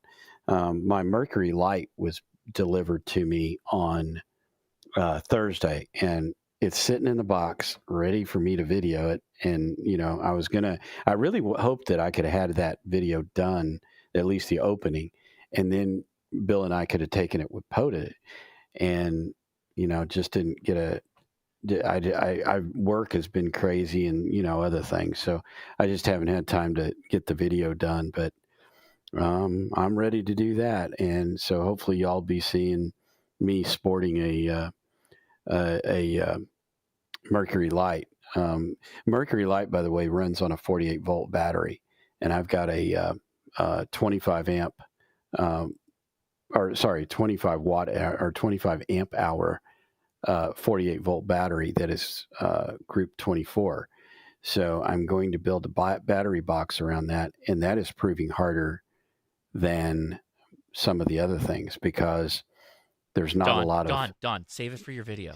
Save it for your video. I will. Let me move on to the next person. I gotta go. I gotta go. I got it, Josh. Thank Sorry. you, buddy. I appreciate it. Bill, you want to say anything real quick? I just saw you came back. Oh, Bill says my PTT won't work. Okay, next is Eric. How's it going, man? Thanks for joining us, KH6WY. It's going good. Not a lot of videos happening. I've been going on a lot of work trips. So. Yes. I know what you're talking about. Yeah, I've unfortunately spent in the last 2 years, I've spent the least amount of time at my home living than I've been other places more than I've been home. Yeah. So I'll just say that. But thankfully, I got my my radio set up for remote. It died a while back while I was gone. Came home, fixed it up. So recently got DXCC on satellite approved. So first one ever from 9V. That's awesome. So I was pretty stoked. But yeah, just getting ready to go on another work trip here in a couple days, and you know, I'm making videos, just not for YouTube. Yeah. They're just fun adventure videos. Nice. Well, good. Maybe you'll upload them in a future where there's no problem with you doing that. So right on, man. Thanks for joining us. Yeah. Tim, Grayman Poda, how you doing, dude? Is he here? I believe he left. Oh wait, yeah, he is gone. So next is gonna be, I believe, Adam. K6ARK. How's it going, dude? It is going well. I spent the day today packing and prepping for field day because I'm bringing a whole bunch of stuff up there. And I'm also taking off for about 10 days to do some backpacking and go visit my sister next week. Nice. Video and adventure wise, let's see. I've got some footage from a fun local activation with Brooks that we did. I took the MTR3B V4, the Currahee edition, out for its maiden voyage, and I gotta say, I'm kind of disappointed with the keyer in it. I don't think it works right. So I'll talk some more about that at a later date. And yeah, looking forward to field day. That's going to be the next big fun ham radio event on the horizon. Is that the touch keyer on the side of it? Is that what you're talking about? No. So I fixed that issue by just taking out their touch pads and putting my touch key circuit in it. So the touch key works now because I put mine in there. However, I was using the Aaron Makes Keys paddle, the nameless paddle, and I think the keyer itself is it's got like a delay to when it detects certain things. I think they just coded it poorly. So. Oh no! Wow. Okay. Yeah. And it's I think it's fine for for running it at moderate speeds, but once I noticed it when I was trying to push 24-ish words per minute, so a little bit faster than usual. And I was just noticing that there's, particularly on the dial, there's like a delay in detection of when you press the paddle in it. I was thinking that I had like a dirty contact on the paddle or something, but I tried it with another paddle and same issue. So I think it's the way the keyer works. Wow. Okay. Did you reach out to them, or are you gonna talk about that more in the future, kind of thing? No, I haven't yet. I may. I think the right thing to do would be to actually set up a fixture and test it to like measure that delay and compare it to other keyers. But we'll see if I get around to that. But yeah, I suspect there's a keyer issue with it, unfortunately. Right on. Well, appreciate you, man. Thanks for hanging out. Yeah. Yeah, I hope you're going to be able to make it up to field day. I know you're a little bit on the fence with that. So it's positive right now. It's going the positive direction. So I think it's going to be good. But I will see here pretty soon. In fact, hopefully after I get off this live stream, I'll be able to talk to wife for longer than 5 minutes and be able to figure it out. Sounds good, man. Well, take care. Thanks for hosting tonight. All right, take it easy. See ya. Okay, I have a name here. Dave? Was it which Dave? Do we have a Dave? Because I only see between K6 CRK and Mark. I think that Dave has hopped out. So it might have been Meshtastic Dave. I could be wrong. But Mark Hughes is next from Boondock Echo. How's it going, man? Did I hear Boondock Echo? I'm good, yeah, buddy. How you doing? Yeah. So thanks for hitting me up with the APRS.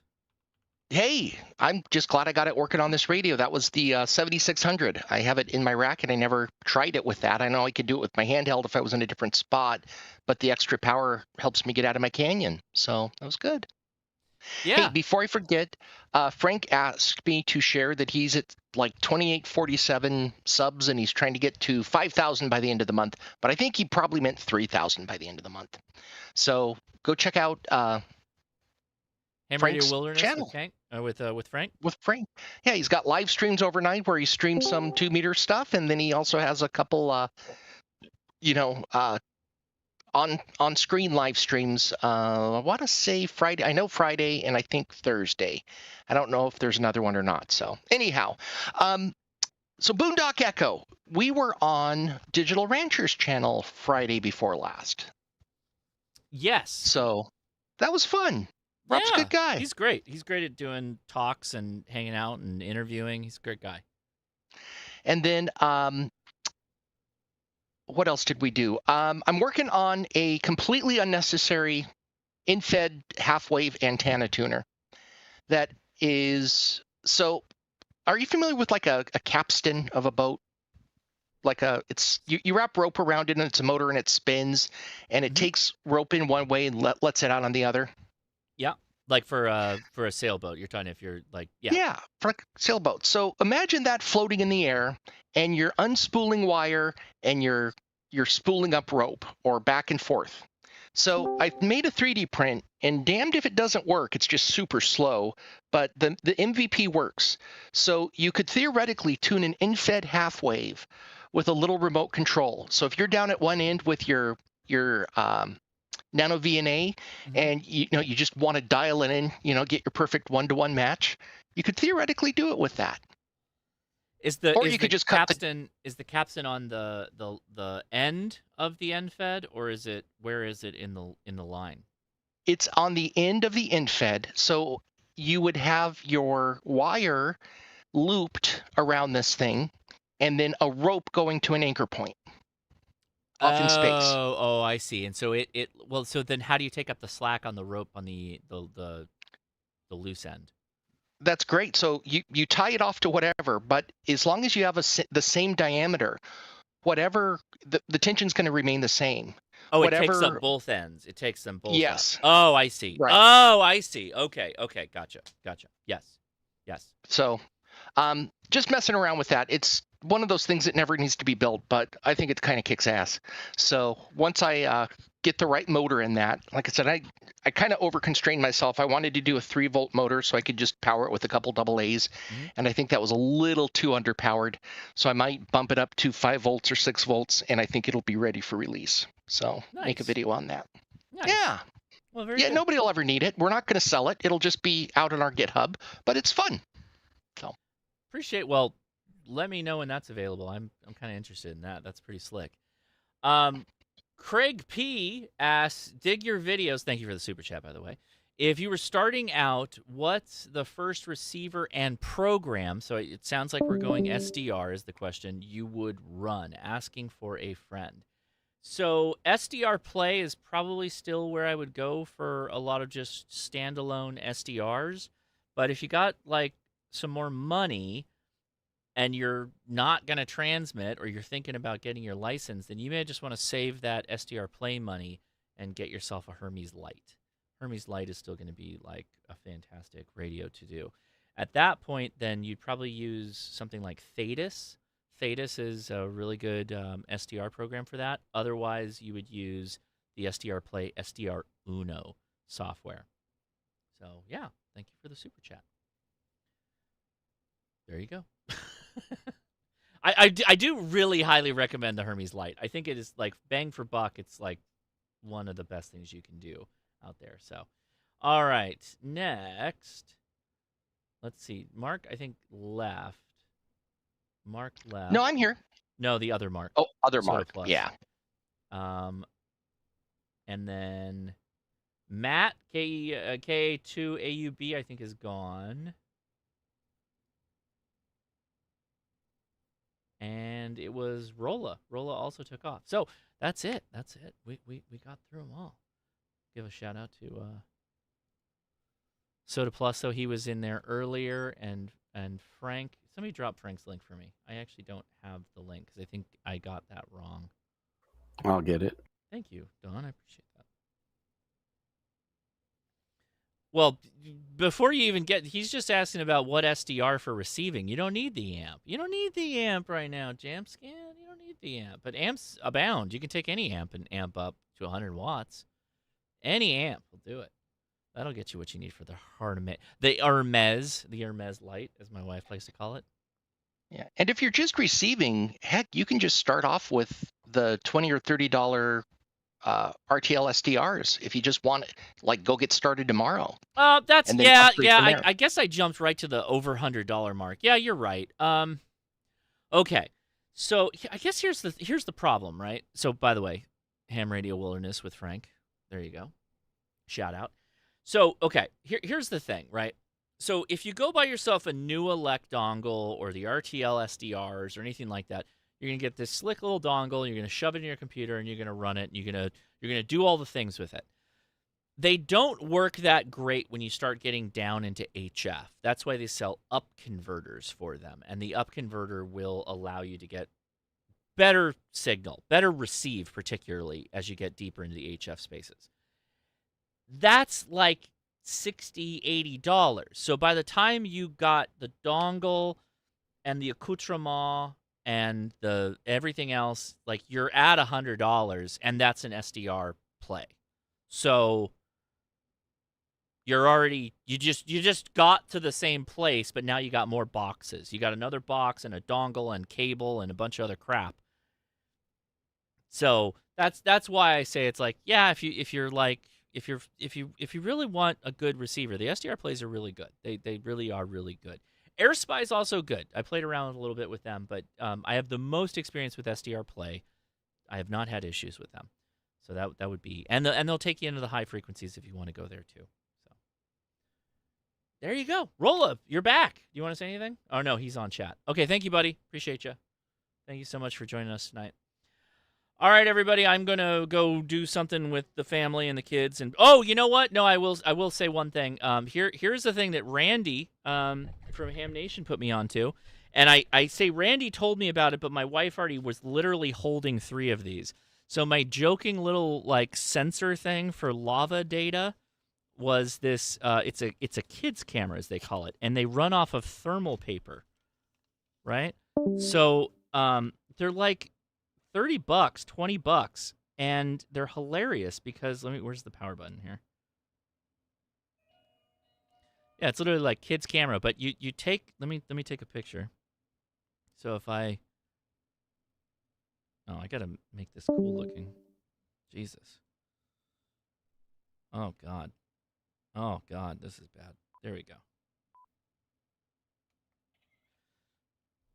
So it'll spit out thermal paper. And so what my wife did was she bought like 3 of these and she took them to my son's yearbook party.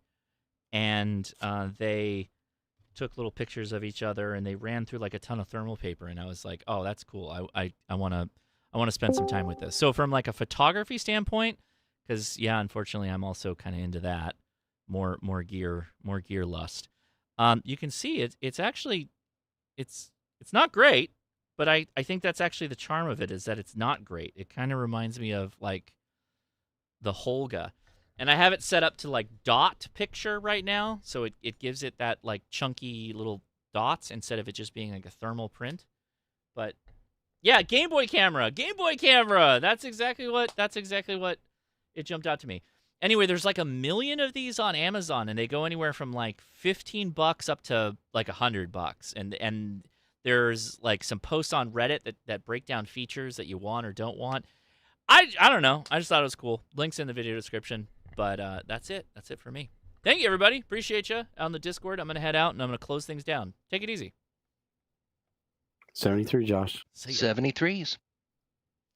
All right, so that'll do it for me, guys. I hope you had fun with the the whatever that was that we did earlier. I'm curious what the comments will be like on the after side, on the back side of that. But I will talk to you soon.